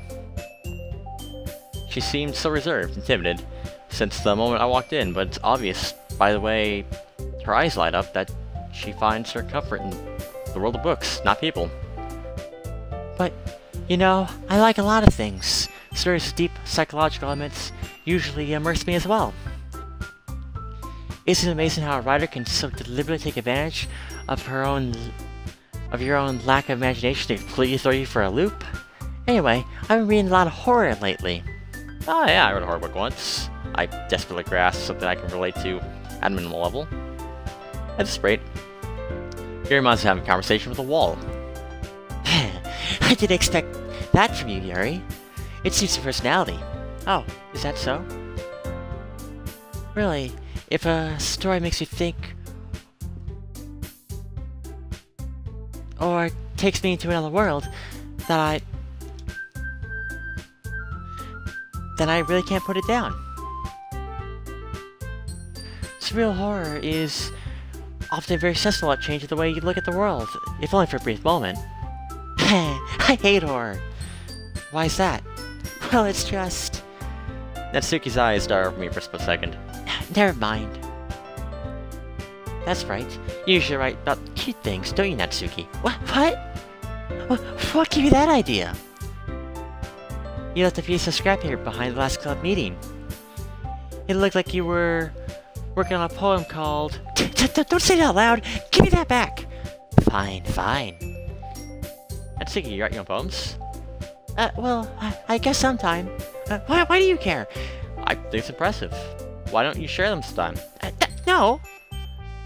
Natsuki puts her eyes. You wouldn't like them. Not a very common writer yet. I understand how Natsuki feels. Sharing the level of writing takes more than just confidence. The truest form of writing is writing to oneself.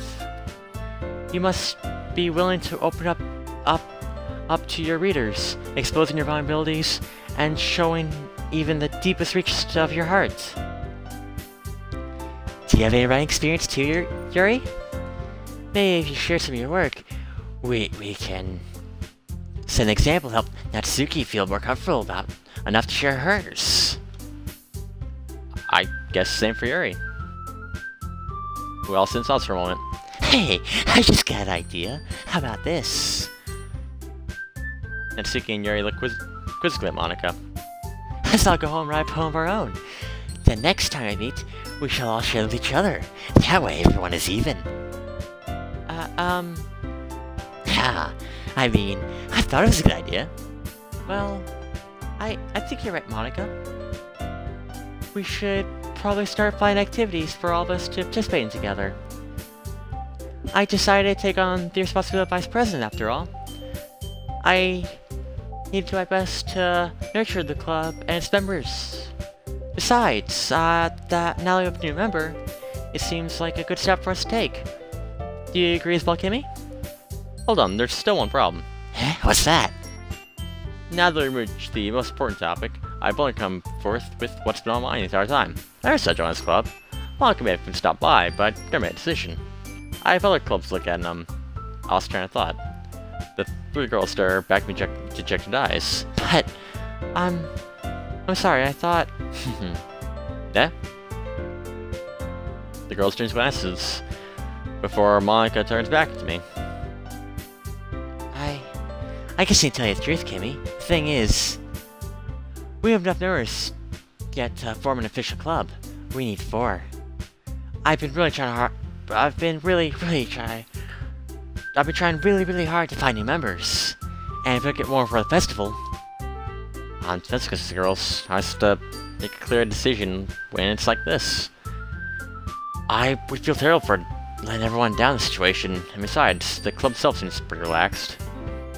So, if writing poems price I need to pay, or to spend every day with these beautiful girls, right? Alright then, I decided I'll join the Literature Club. All by one, the girl's eyes light up. Oh my goodness, really? Do you really mean that, Kimmy? Yeah, it could be fun, right? You really did scare me for a moment. I mean, if you really just left after all this, I'd be super pissed. Kimmy, I'm so happy. We can become an official club now. Thank you so much for this. You're really amazing. I'll do everything I can to give you a great time, okay? Thanks, I guess. Okay, everyone. I think with that, we can officially end today's meeting on a good note. If remember today's assignment, write a poem to bring in the next meeting so we can all share. Monica looks over at me once more. Kimmy, I look forward to seeing how you express yourself. Yeah. Can I really impress the class star of Monica with my mediocre writing skills? I already feel the anxiety well up inside me. The girls continue to chit-chat as Derek comes with the tea set. Guess I'll be on my way then. Okay, I'll see you tomorrow then. I can't wait.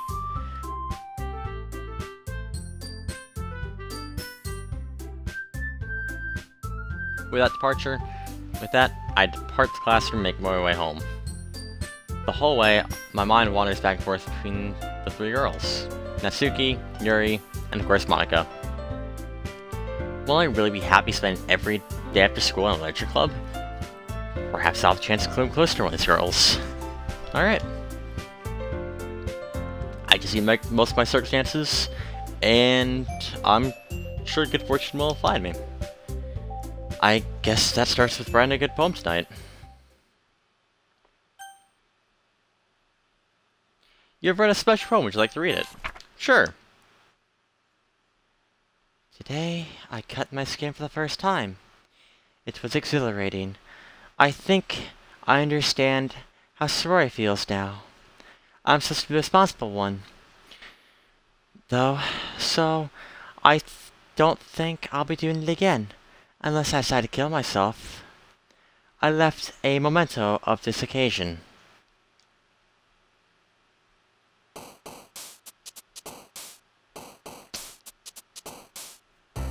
Okay.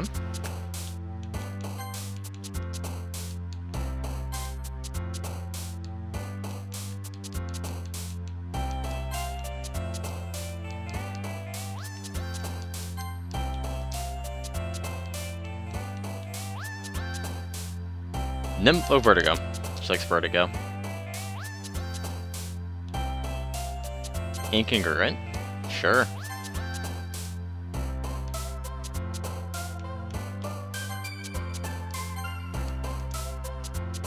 Also, if it's just these two, it should be pretty easy to decide between, because one likes complex words, the other doesn't. So...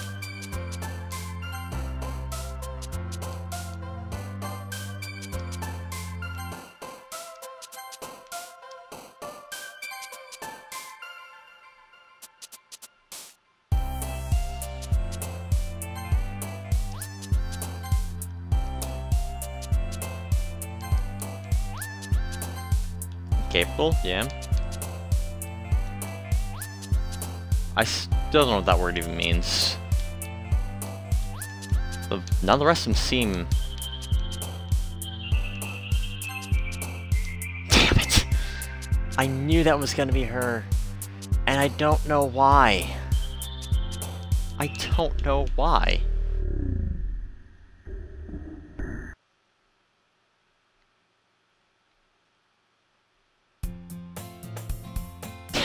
Hi again, Kimmy.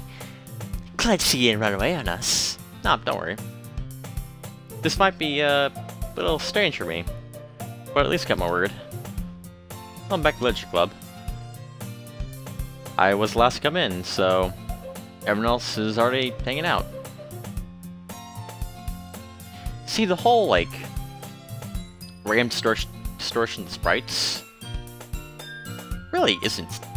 It feels more annoying than scary. The whole... But the... How do I describe it? But basically before Story killed herself, in that stage of the game where it's... Hey, I'm depressed. Hey, I collect knives because I'm a serial killer. That was... scary for a different reason. That was a lot more psychological horror. This is just random creepypasta. Which is interesting. But yeah. I hope this isn't too overwhelming of a commitment for you. Make you dive headfirst into a literature club when you're not accustomed to it. Oh, come on, like he deserves any slack. You already had to be treasured by Monica. That's not her voice, is it? I don't know if you plan to come here and hang out or what, but if you take it seriously, then you won't see the end of it. I can't read the text when you're on top of it.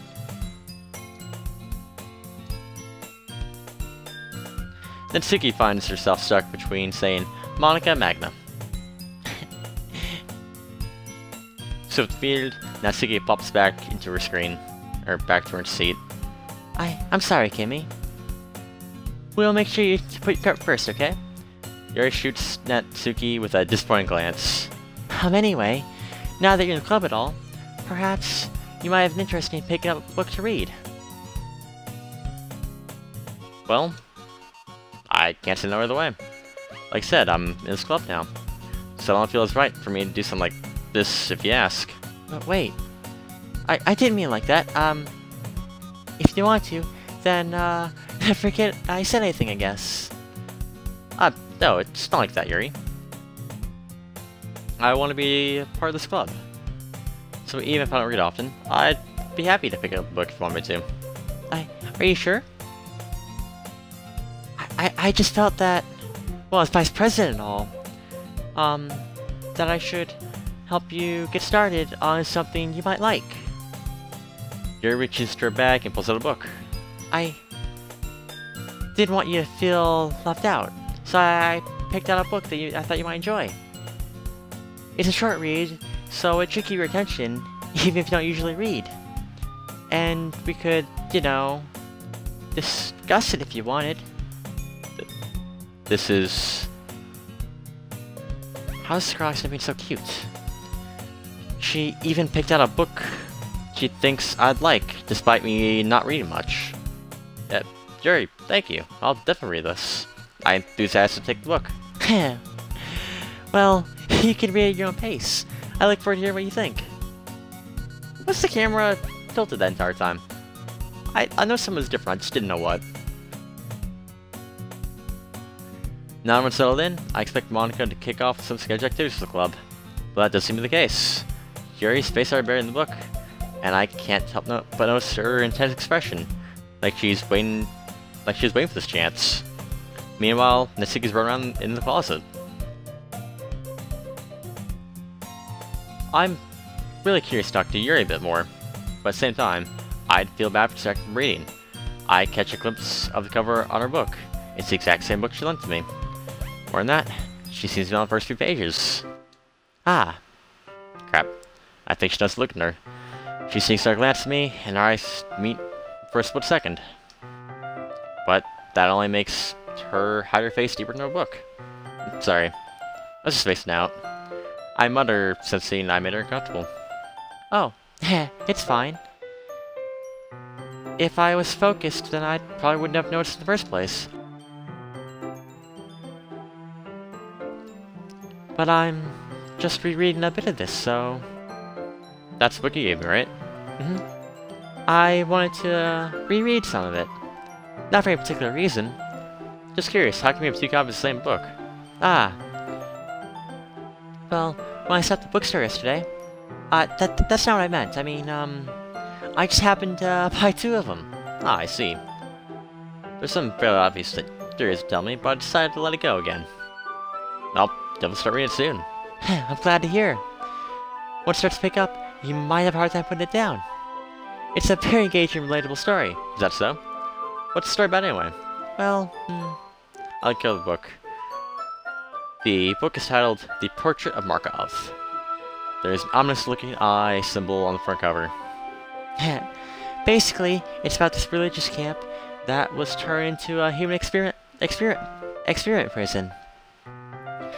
And people trapped there have this trait that turns them into killing machines that lust for blood. Not like me or anything. I don't collect knives. But it's fine, because the facility gets even worse, and they start selectively breeding people by cutting off their limbs and affixing them to... Oh, that'd be a bit of a spoiler. But anyway, I'm really into it. The book, I mean. Nothing with limbs. I'm not a serial killer, I promise. That's kind of, it's kind of dark, isn't it? Your made it seem like it'd be such a nice story, so that dark turn came out of nowhere. Ha! Are you not a fan of this sort of thing, Kimmy? No, it's not that. I mean... I definitely enjoy those kind of stories, so don't worry. I hope so. Yeah, I totally forgot that Yuri is into those things. She's so shy and reclusive on the outside, but her mind seems to be completely different. It's just that kind of story. It's the kind that challenges you to take a look at life from a strange new perspective. When horrible things happen, not just because someone wants to be evil, but because the world is full of horrible people, and we're all worthless in a way. Then suddenly, I'm rambling, aren't I? Not again. I'm sorry. Hey, don't apologize. I haven't lost interest or anything. Well, I guess it's alright then. But I feel like I should let you know that I have this problem. When I let things like books and writing fill my thoughts, my whole body gets incredibly... I kind of forget what to pay attention to other people. So, I'm sorry if I end up saying something strange, and please stop me if I start talking too much. I don't think you need to worry. That seems passionate about you're reading. The least I can do is listen. It's the Literature Club, after all. Ha, well, that's true. In fact, I must get started reading it, right? Yes. I mean, you don't have to, but... what are you saying? Let me just get the book. I quickly retrieved the book that I hadn't put in my bag. Alright, this is fine. Have a seat here. I sit in the seat next to Yuri's. Ah. Yeah? Are you sure? You seem a little apprehensive. I'm sorry. It's not that I don't want you to. It's just that I'm not very used to... That is, reading in company of someone else. I see. Well, just tell me if I end up distracting you or anything. Alright. I haven't looked at the prologue. I still understand what Yuri means about reading someone's company. It's as if I can feel her presence over my shoulders to read. It's not particularly a bad thing, but maybe a little distracting, but the feeling is somewhat comforting. Yuri's in the corner of my eye. I realize she's actually looking at her own book. I glance over. She's reading from my book instead. Sorry. I was just bathing it. I want to read that. Can I read that? Nope. I was bathing the blood of my victims. I'm gonna take a bath in your wife. I mean... Yuri, you really apologize a lot, don't you? I do? I don't really mean to. I'm sorry. I mean, Here, this should work, right? I slide my desk until it's against Yuri's, then hold my book between the two of them. Ah. I suppose so. Yuri timidly closes her copy. Once we each lean in... God dang it. Once we each lean a little bit, our shoulders are almost touching. It feels like my left arm is in the way, so I instead use my right hand to hold the book open. I guess this makes it kind of difficult to turn the page. Here. Yuri takes her left arm and holds the left side of the book between her thumb and her forefinger. Ah. I do the same with my right arm, on the right side of the book. That way, I turn the page, and Yuri slides it under her thumb after it flips to her side. By holding like this, we're held even closer than before. It's actually kind of distracting me. I can feel the warmth of Yuri's face, as she's in the corner of my vision. Are you ready? Okay? Turn the page. Sorry. I must have got a bit distracted for a second. I glance over Yuri's face as our eyes meet. I don't know how to get this up with her. That's okay. You're not used to reading, right? I don't mind being patient if it takes a bit longer. It's the probably least I can do, since you're so patient with me. Yeah, thanks. We continue reading. Yuri no longer asks me if I'm ready to turn the page. Instead, I just assume that she finishes the page for me, so I turn by my own volition. We continue the first chapter in silence. Even so, turning every page almost feels like an intimate exchange. My thumb gently letting go of the page, letting it flutter over to her side as she catches it on her own thumb. Hey Yuri. Might be a silly thought, but the main character kind of reminds me of you a bit. Hey? No, I don't like this character at all. Definitely not. Really? I was thinking the way she second guesses things she says and all. That's what you're talking about. Sorry, I'm not a serial killer. Yeah, I'm not a serial killer. Something else? Never mind. I'm not a serial killer. I didn't kill Sorori. Nope. She's not real. Monica said she's not real. She's not real. I just looked at her sprite, and oh my god, that's a creepy looking face. But that's fine. We didn't get that far yet, so I don't want to get in my head. Yuri, are you feeling alright?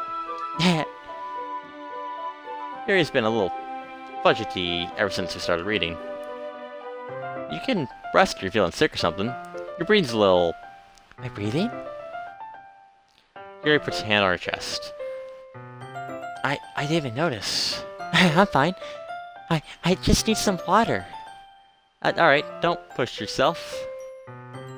Yuri stands up and practically rushes out of the room. What on earth was that about? Kimmy? Did something happen just now? I have no idea. Yuri's that kind of strange, I guess. So, you don't know anything? Sorry, I can't say what I do. Are you worried about her? No. No, not really. I was just making sure that you didn't do anything to her. No? Nothing? Don't worry. I believe you, silly. Yuri just does things sometimes, so it's not alarming. Alright, if you say so. Anyway, why don't we start sharing our poems to each other? Eh? Shouldn't wait for Yuri? Well, she might be a while, so I figured we'd just start without her. Is that okay? Yeah, I was just asking. I stand up. I make a mental note where I left the book in my bag.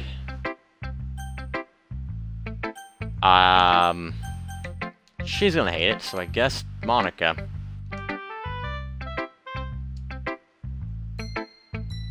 Hey, hi, Kimmy. Have a good time so far? Yeah. Good. Glad to hear it. By the way, since you're new and everything, if you have any suggestions for this club, like new activities or things we can do better, I'm always listening. But don't be afraid to bring things up, okay? Alright, I'll keep that in mind. Of course I'm afraid to bring things up. I'm much better just going with the flow until we're settled in. Anyway, wanna share your phone with me? It's kinda embarrassing, but I guess I'll have to. Don't worry, Kimmy. We're all a little embarrassed today, you know. But it's that sort of barrier that we'll all learn to get past soon. Yeah, that's true. I hand Monica my poem. Great job, Kimmy. I was going, oh, in my head while reading it. It's really metaphorical. I'm not sure why, but I didn't expect it to go for something this deep. I guess I underestimated you. It's easiest for me to keep everyone's expectations low. That way, it always counts when I put in some effort. That's not very fair. Well, I guess it worked anyway. You know, Yuri likes this kind of writing, right? Writing that's full of imagery and symbolism. Sometimes, I feel like Yuri's mind is totally detached from reality. I don't mean that like a bad thing, though. But sometimes, I get the impression that she's totally given up on people. She spends so much time in her own head that it's probably a much more interesting place for her. That's why she's so happy when you treat her with a lot of kindness. I don't think she's used to being indulged like that. She must be really starved for social interaction, so don't blame her for coming on a little strongly, like earlier. If she gets too stimulated, she just ends up withdrawing and looking for a little alone time, if you know what I mean. The door opens. Yuri. Hi, I'm back. Did I miss anything? No, not really. Well, we'll all start sharing poems with each other. Huh? Already? I'm sorry for being late. No need to apologize. We still have plenty of time, so I'm glad that you took all the time you needed. Alright. Thanks, Monica. I suppose I should go get my poem now. Anyway, do you want to read my poem? Don't worry, I'm not very good. You sound pretty confident for someone who claims not to be very good. Well, that's because I have to sound confident. That doesn't mean I always feel that way, you know? I see. Well then, let's read it. Hole in the wall, but he wasn't looking at me. Confused, frantic glance at my surroundings. But burn my eyes can only see color. Are there others in the room? Are they talking? Or are they simply poems on flat sheets of paper? The sound of frantically scrambling plays tricks in my ears. The room begins to crinkle, closing on me. The air I breathe, before it reaches my lungs, I panic. There must be a way out. It's right here. He's right here. So all my fears, I branch my pen. So what'd you think? It's very formal, that's what we're gonna call it. Sorry, I'm not the right person to ask for feedback. It's okay.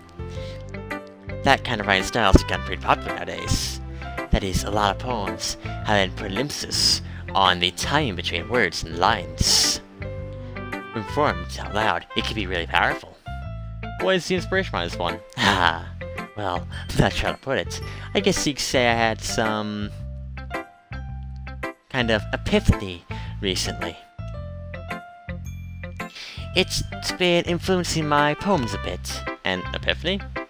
Yeah, something like that. I'm kind of nervous to talk about deep stuff like that, because it's kind of coming on strongly. Maybe after everyone's better friends with each other. Anyway, here's Monica's writing tip for the day. Sometimes in a poem or a story, your brain gets too fixated on a specific point. If you try so hard to make it perfect, then you'll never make any progress. Just force yourself to get something down on the paper and tidy it up later. Another thing about this is, if you keep pen in the same spot for too long, you'll just get a big dark puddle of ink. So, just move move your hand and go on with the flow. That's my advice for today. Thanks for listening. Let's do Yuri. She like the poem. As Yuri's poem, I noticed her eyes lighten. Exceptional. What's that? Did I say that out loud? Yuri first covers her mouth, but then ends up covering her whole face. He's gonna hate me. You really didn't do anything wrong, Yuri. I guess you're right. Anyway, what am I getting so nervous for? Yuri takes a deep breath. So, what kind of writing experience do you have? Your use of imagery and metaphors indicates that you've written a lot of poetry before. Really? Oh, that's a huge compliment for you. This is actually my first time, really. Huh? Yuri stares blankly, then looks at my poem again. Well, I know that. I just meant, Yuri trails off, unable to find an excuse. She traces her finger along the words of the poem, as if breaking it down more and more thoroughly. Yeah, okay. The reason I'm able to tell is that there are just specific writing habits that are usually typical of a new writer. And having been through that myself, I've kind of learned to pick up on them. I think that the most notable thing I recognize in new writers is that they try to make their style very deliberate. In other words, they tend to pick a writing style separate from the topic that matters, and they form the two together. The result is that both the style and expression are weakened. Once Yuri finds train of thought, her demeanor totally changes. Her stammering is completely gone, and she sounds like an expert. Of course, that's something you can't be blamed for. There are so many different skills techniques that go into writing even a simple poem. Not just finding them and building them, but getting them to work together is probably the most challenging part. It all takes some time, but it all comes together with practice, and by learning by example and trying new things, I hope that everyone else in the club gives you valuable feedback. Natsuki can be a bit biased, though. Biased? How? Well, never mind. I should talk about people like that. Sorry. It's fine. I'm not sure if Yuri's apologizing to herself, me, or Natsuki. Anyway, do you mind if I read your poem now? Yeah, please do. I'd love to share the thought process behind it. Yuri smiles genuinely, as if that's a rare opportunity for her. Which in itself is kind of funny. After all, isn't this supposed to be a literature club? Ghost under the light. The trails of my hair illuminate beneath the amber glow, bathing. It must be this one, the last remaining streetlight to have withstand the test of time. The last yet to replace by the sickling blue-green hue of the future. I bathe, calm, breathing the air of the present but living in the past. The light flickens. I flicker back. I'm sorry I have such terrible handwriting. What? Wasn't doing that at all. But it took you such a long time to read. Well, I just don't read script very often. I actually think handwriting's pretty.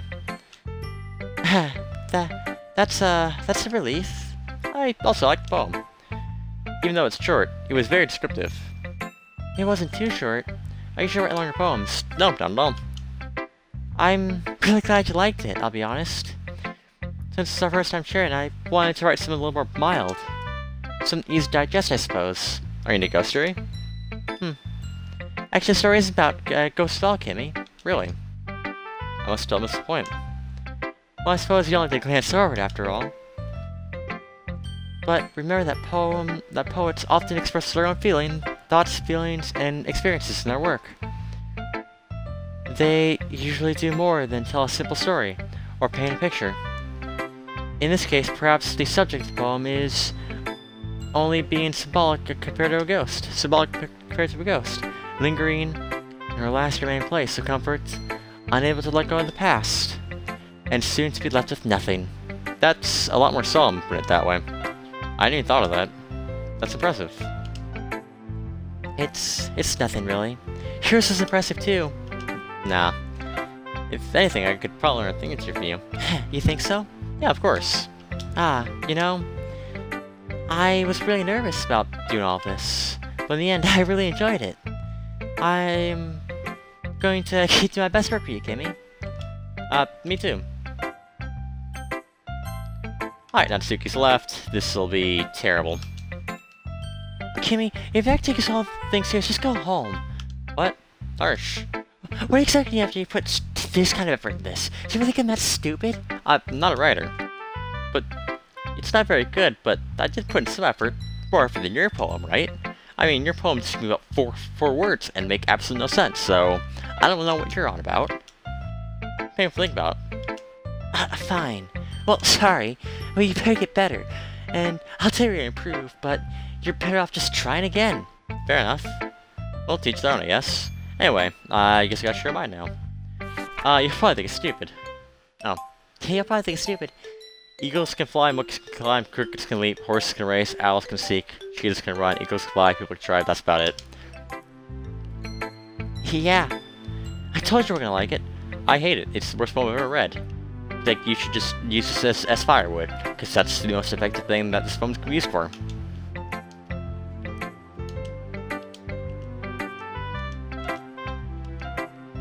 I'm not reading this.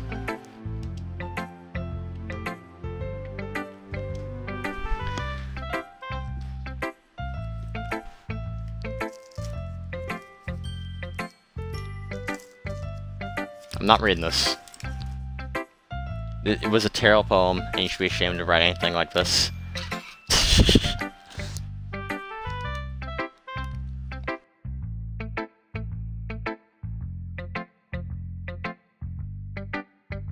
Alright.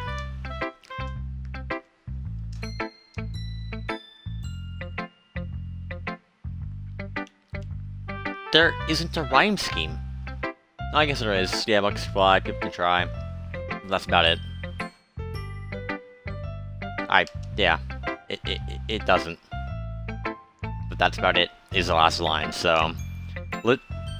literally no thought went in this poem. Literally none. Alright. I guess that's everyone. Glance around the room. That was a little more stressful than I anticipated. It's as if everyone's judging me for my mediocre writing abilities. Even if they're being nice, there's no poems can stand up to theirs. This is a literature club after all, I sigh. I guess that's what I ended up getting myself into. Across the room, Monika's writing some in her notebook. My eyes land on Yuri and Natsuki. They're gingerly exchange papers, sharing their respective poems. As they read in tandem, I watch each of their expressions change. Natsuki's eyebrows furrow in frustration, meanwhile, Yuri smiles sadly. What's wrong with the... What's wrong with the language? Did you say something? Oh, it's nothing. You're just a terrible writer. Yeah, because I use words and thought behind my poems, but you know, that's fine. I guess you could say it's fancy. Thanks. Yours is, I don't know, cute? It sounds like a 3-year-old wrote it.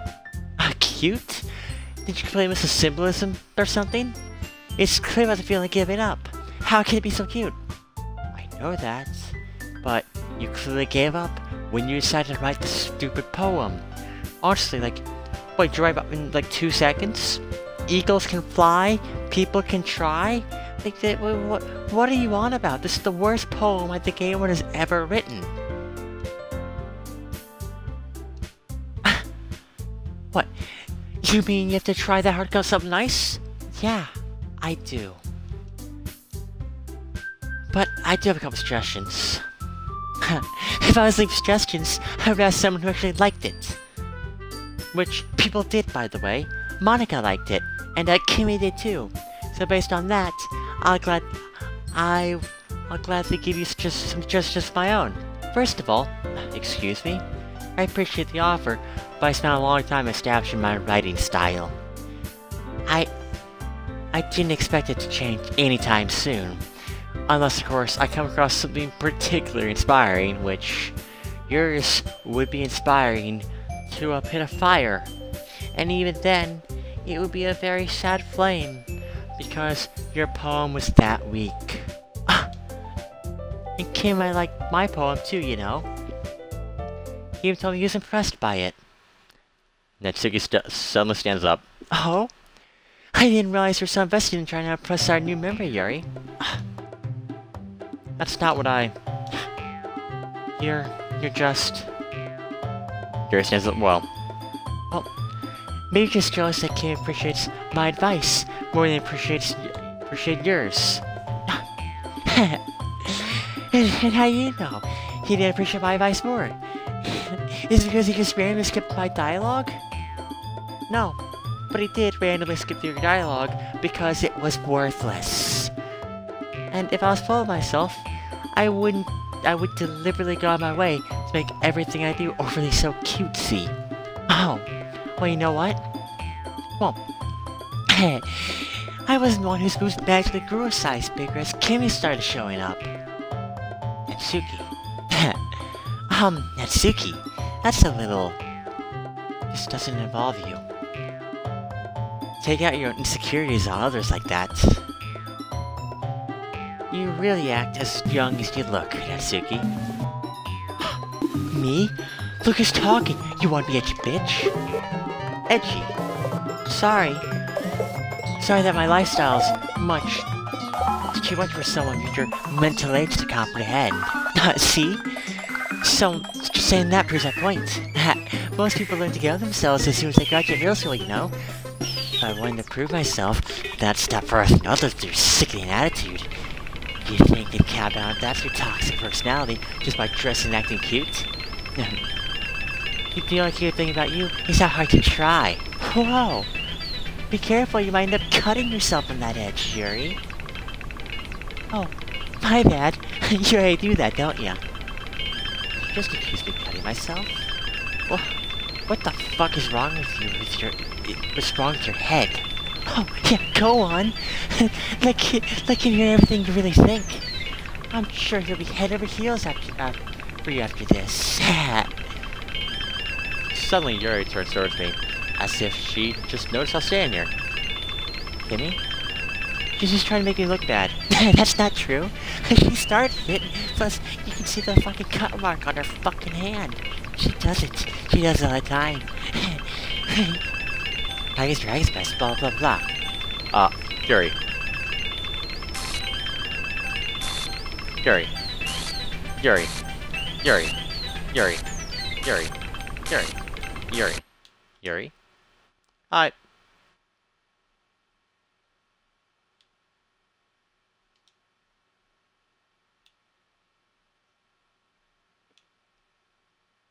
Hi.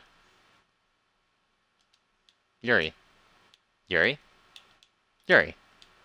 Yuri. Yuri.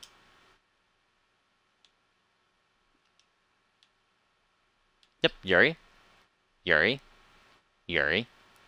Yuri. Yuri. Yuri. Yuri. Yep, Yuri. Yuri. Yuri. Yuri. Yuri. Yep, Yuri. Yep, Yuri.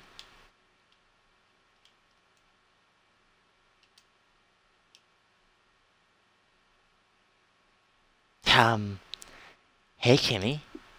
Why don't we step outside for a little bit, okay? Sorry about that. They really shouldn't try to get you involved. It's probably better for us to stay out of this. We'll go back inside once they're done yelling. So impressed I am, right? I can't control my members of my own club properly. I just wish I was a little more assertive sometimes. But I never have it in me to put my foot down against others. You understand, right? Anyway, if this makes you want to spend less time with the others, that's fine. I'd be happy to spend time with you instead. Suddenly, Natsuki runs to the classroom. She quickly runs away. Oh dear. Well, it looks like they're done. I didn't mean it. I didn't mean it. I didn't mean it. Yuri's rocking back and forth in her desk with her palms on her forehead. Yuri? I didn't mean it. I believe you. I have no idea what Yuri might have said to Natsuki. Or did I? Kimmy? Please don't hate me, please. I'm not like this. There's something wrong with me today. It's fine, Yuri. We all know you didn't mean it. Besides, Natsuki will forget about all about this tomorrow. Completely. Completely. Anyway, the meeting's over, so you can go home now if you want. Yuri looks at me as like she wants to say something, but she keeps glancing at Monica. You can go first, Monica. I'd like to stay a bit longer. I'm the president, so I should be the last one out. I'll wait for you to be done. Well, I'm the vice president, so please let me take that responsibility today. It kinda sounds like you don't want me to be around for something, Yuri. No, it's not that. It's not, I just didn't get much of a chance to discuss my book with Kimmy. It'd be embarrassing with you listening. I guess I don't have a choice then, do I? I'm sorry for causing trouble, but... Okay. Incapable. Agonizing. Unrestrained. Contamination. Affluent. That word. Vitality. Disoriented. Infallible.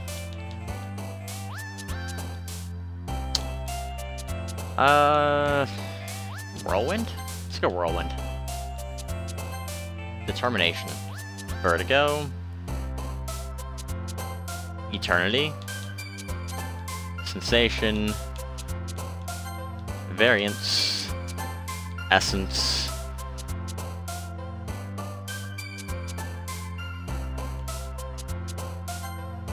Viscous. Probably Heaven Sent.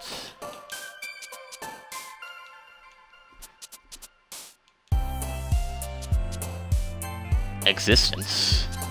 And incongruent. There we go. That's the perfect poem. There's the achievement. Finally. Perfect Yuri. About bloody time.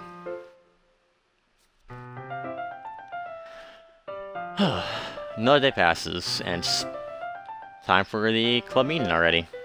I've gotten a little more comfortable over the past couple days.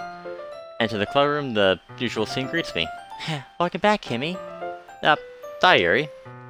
Not sure it's me or if it's Yuri's expression, but the weight of yesterday's quarrel still hangs in the air. Yuri glances over her shoulder and looks around the room. Natsuki's reading manga at the desk. And surprisingly, Monica isn't here yet.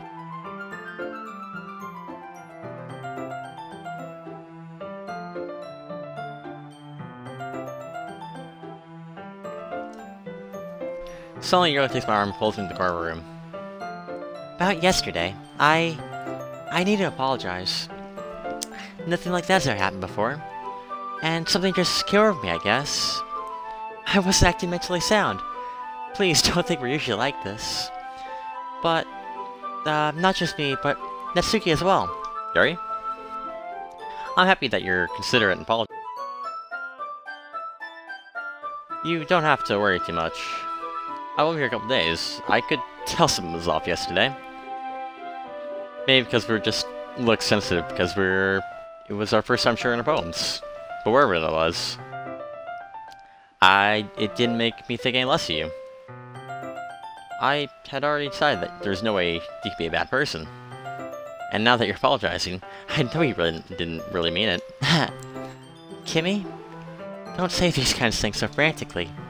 They make me a little too happy. I'm really glad that you're such an understanding person. I'm really glad you joined this club.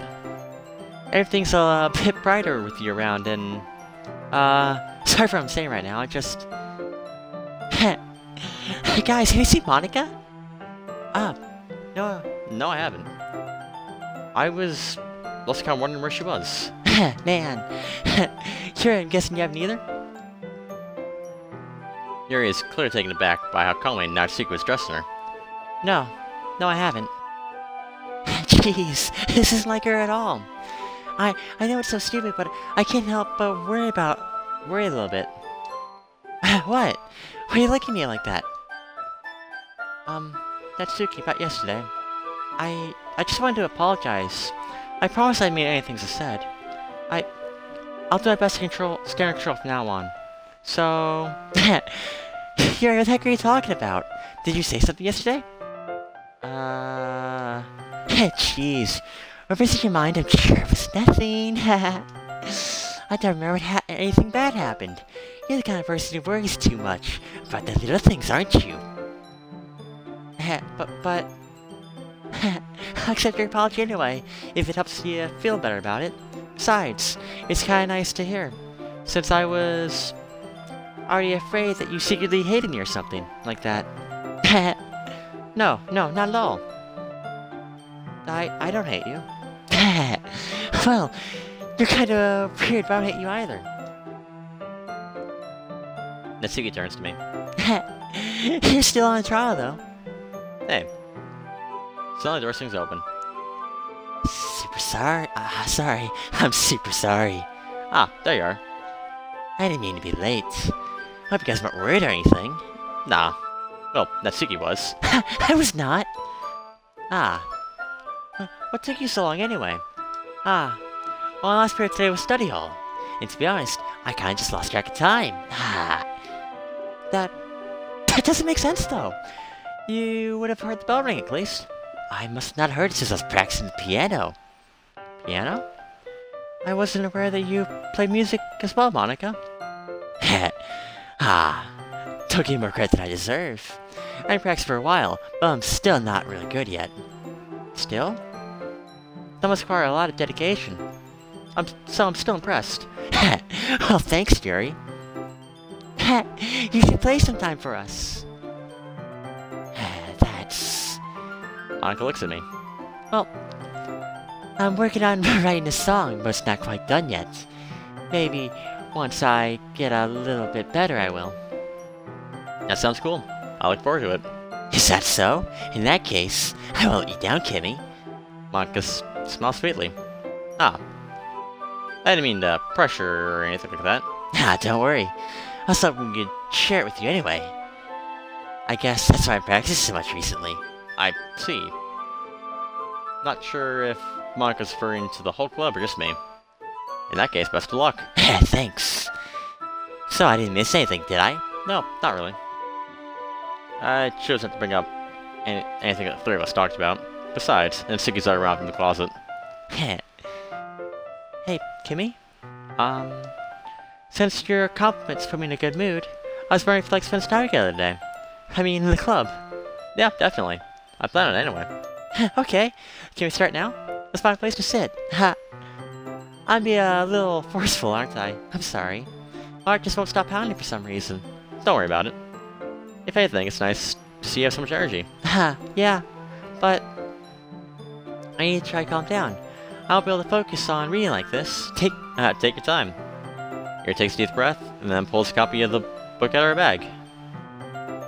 Actually, I have a request. Do you mind if we, make some tea first? No, not at all. Thanks very much. If there's one thing that can make my reading time any better here, it's a nice cup of tea. And not to mention one for yourself. Yuri stands up and makes her way towards the closet. I follow and watch as she retrieves a small water pitcher from the shelf, the kind with the filter inside. Can you hold on to this for a sec? Sure. Yuri hands me the water pitcher, and fetches an electric kettle. I'm gonna plug this into the teacher's desk, and then I'll go get some water. She walks past me and sets the kettle down on the teacher's desk. I simply watch her movements, to my surprise. The way she moves really contrasts her speaking mannerisms. Especially because of her long legs. Yuri appears so elegant and methodical. Okay. May I have the water picture? Thanks. I'll be back. I might as well walk with you. That's okay. You stay here. It won't take long. Picture in hand, Yuri hurries out of the classroom. Ha! Did Yuri leave you again? No, it's not that this time. She's just filling up the pitcher to make tea. Okay. Sorry for misunderstanding. 10 minutes passed. Yuri said it wouldn't take too long, so I pulled her up. I'm bored just waiting here, so I decided to go look for her. Let's see. The most logical place to be for Yuri to be, the water fountain. I start heading down that way. What is that noise? It's coming from around the corner. It sounds like breathing. A sharp inhale, like someone sucking the air through their teeth? Are they in pain? I reach around the corner to peer at it. Yuri?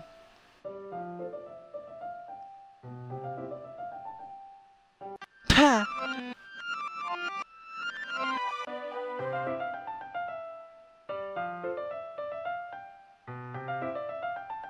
Hi, I'm back. Thanks for waiting patiently. I just waited around time, so you wouldn't see that,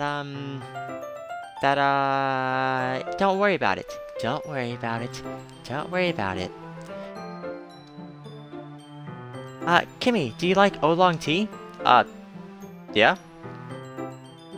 Anything is fine. Very well. Yuri sets temperature on the kettle to 200 degrees. Now it's time for the teapot. You really do this properly, don't you? Of course. I shouldn't do anything less when I make tea for others. Even if I'm not an expert on tea or anything. In that case, you'll be even more impressed. And perhaps I will.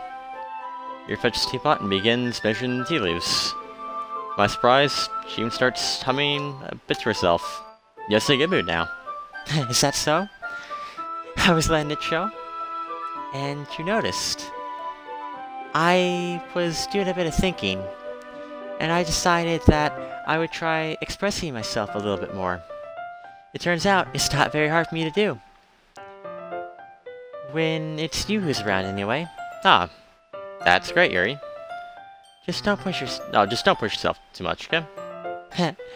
You're always worried about me, Kimmy. It's very endearing. I wasn't kidding.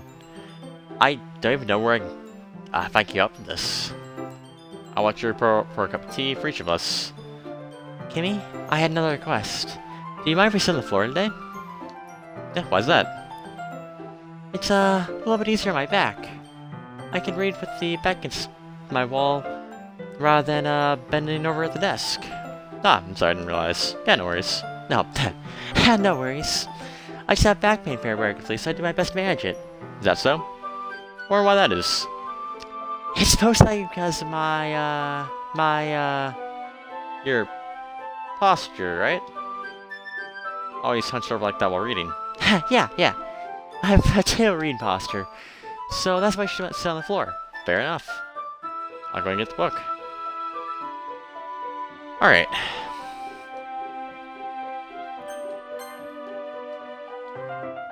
How do I save this game? There we go. Alright. There's not really good places to save in this game. It seems you all continuous story, which is interesting for a game that feels like it's gonna be... What, it took us, 4 hours to get to the first death of Sorori. At this point, it's just replaying that same story, so I assume at the end of on the Monday, it's gonna kill one of the other two. And then we'll see. Other two, 'cause Monika's not gonna die.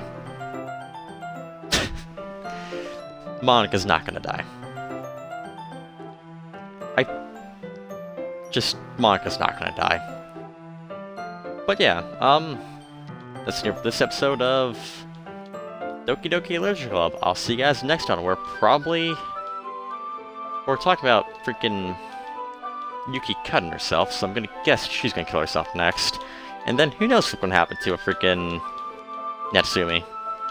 But yeah, until then, I'll see you in the next one.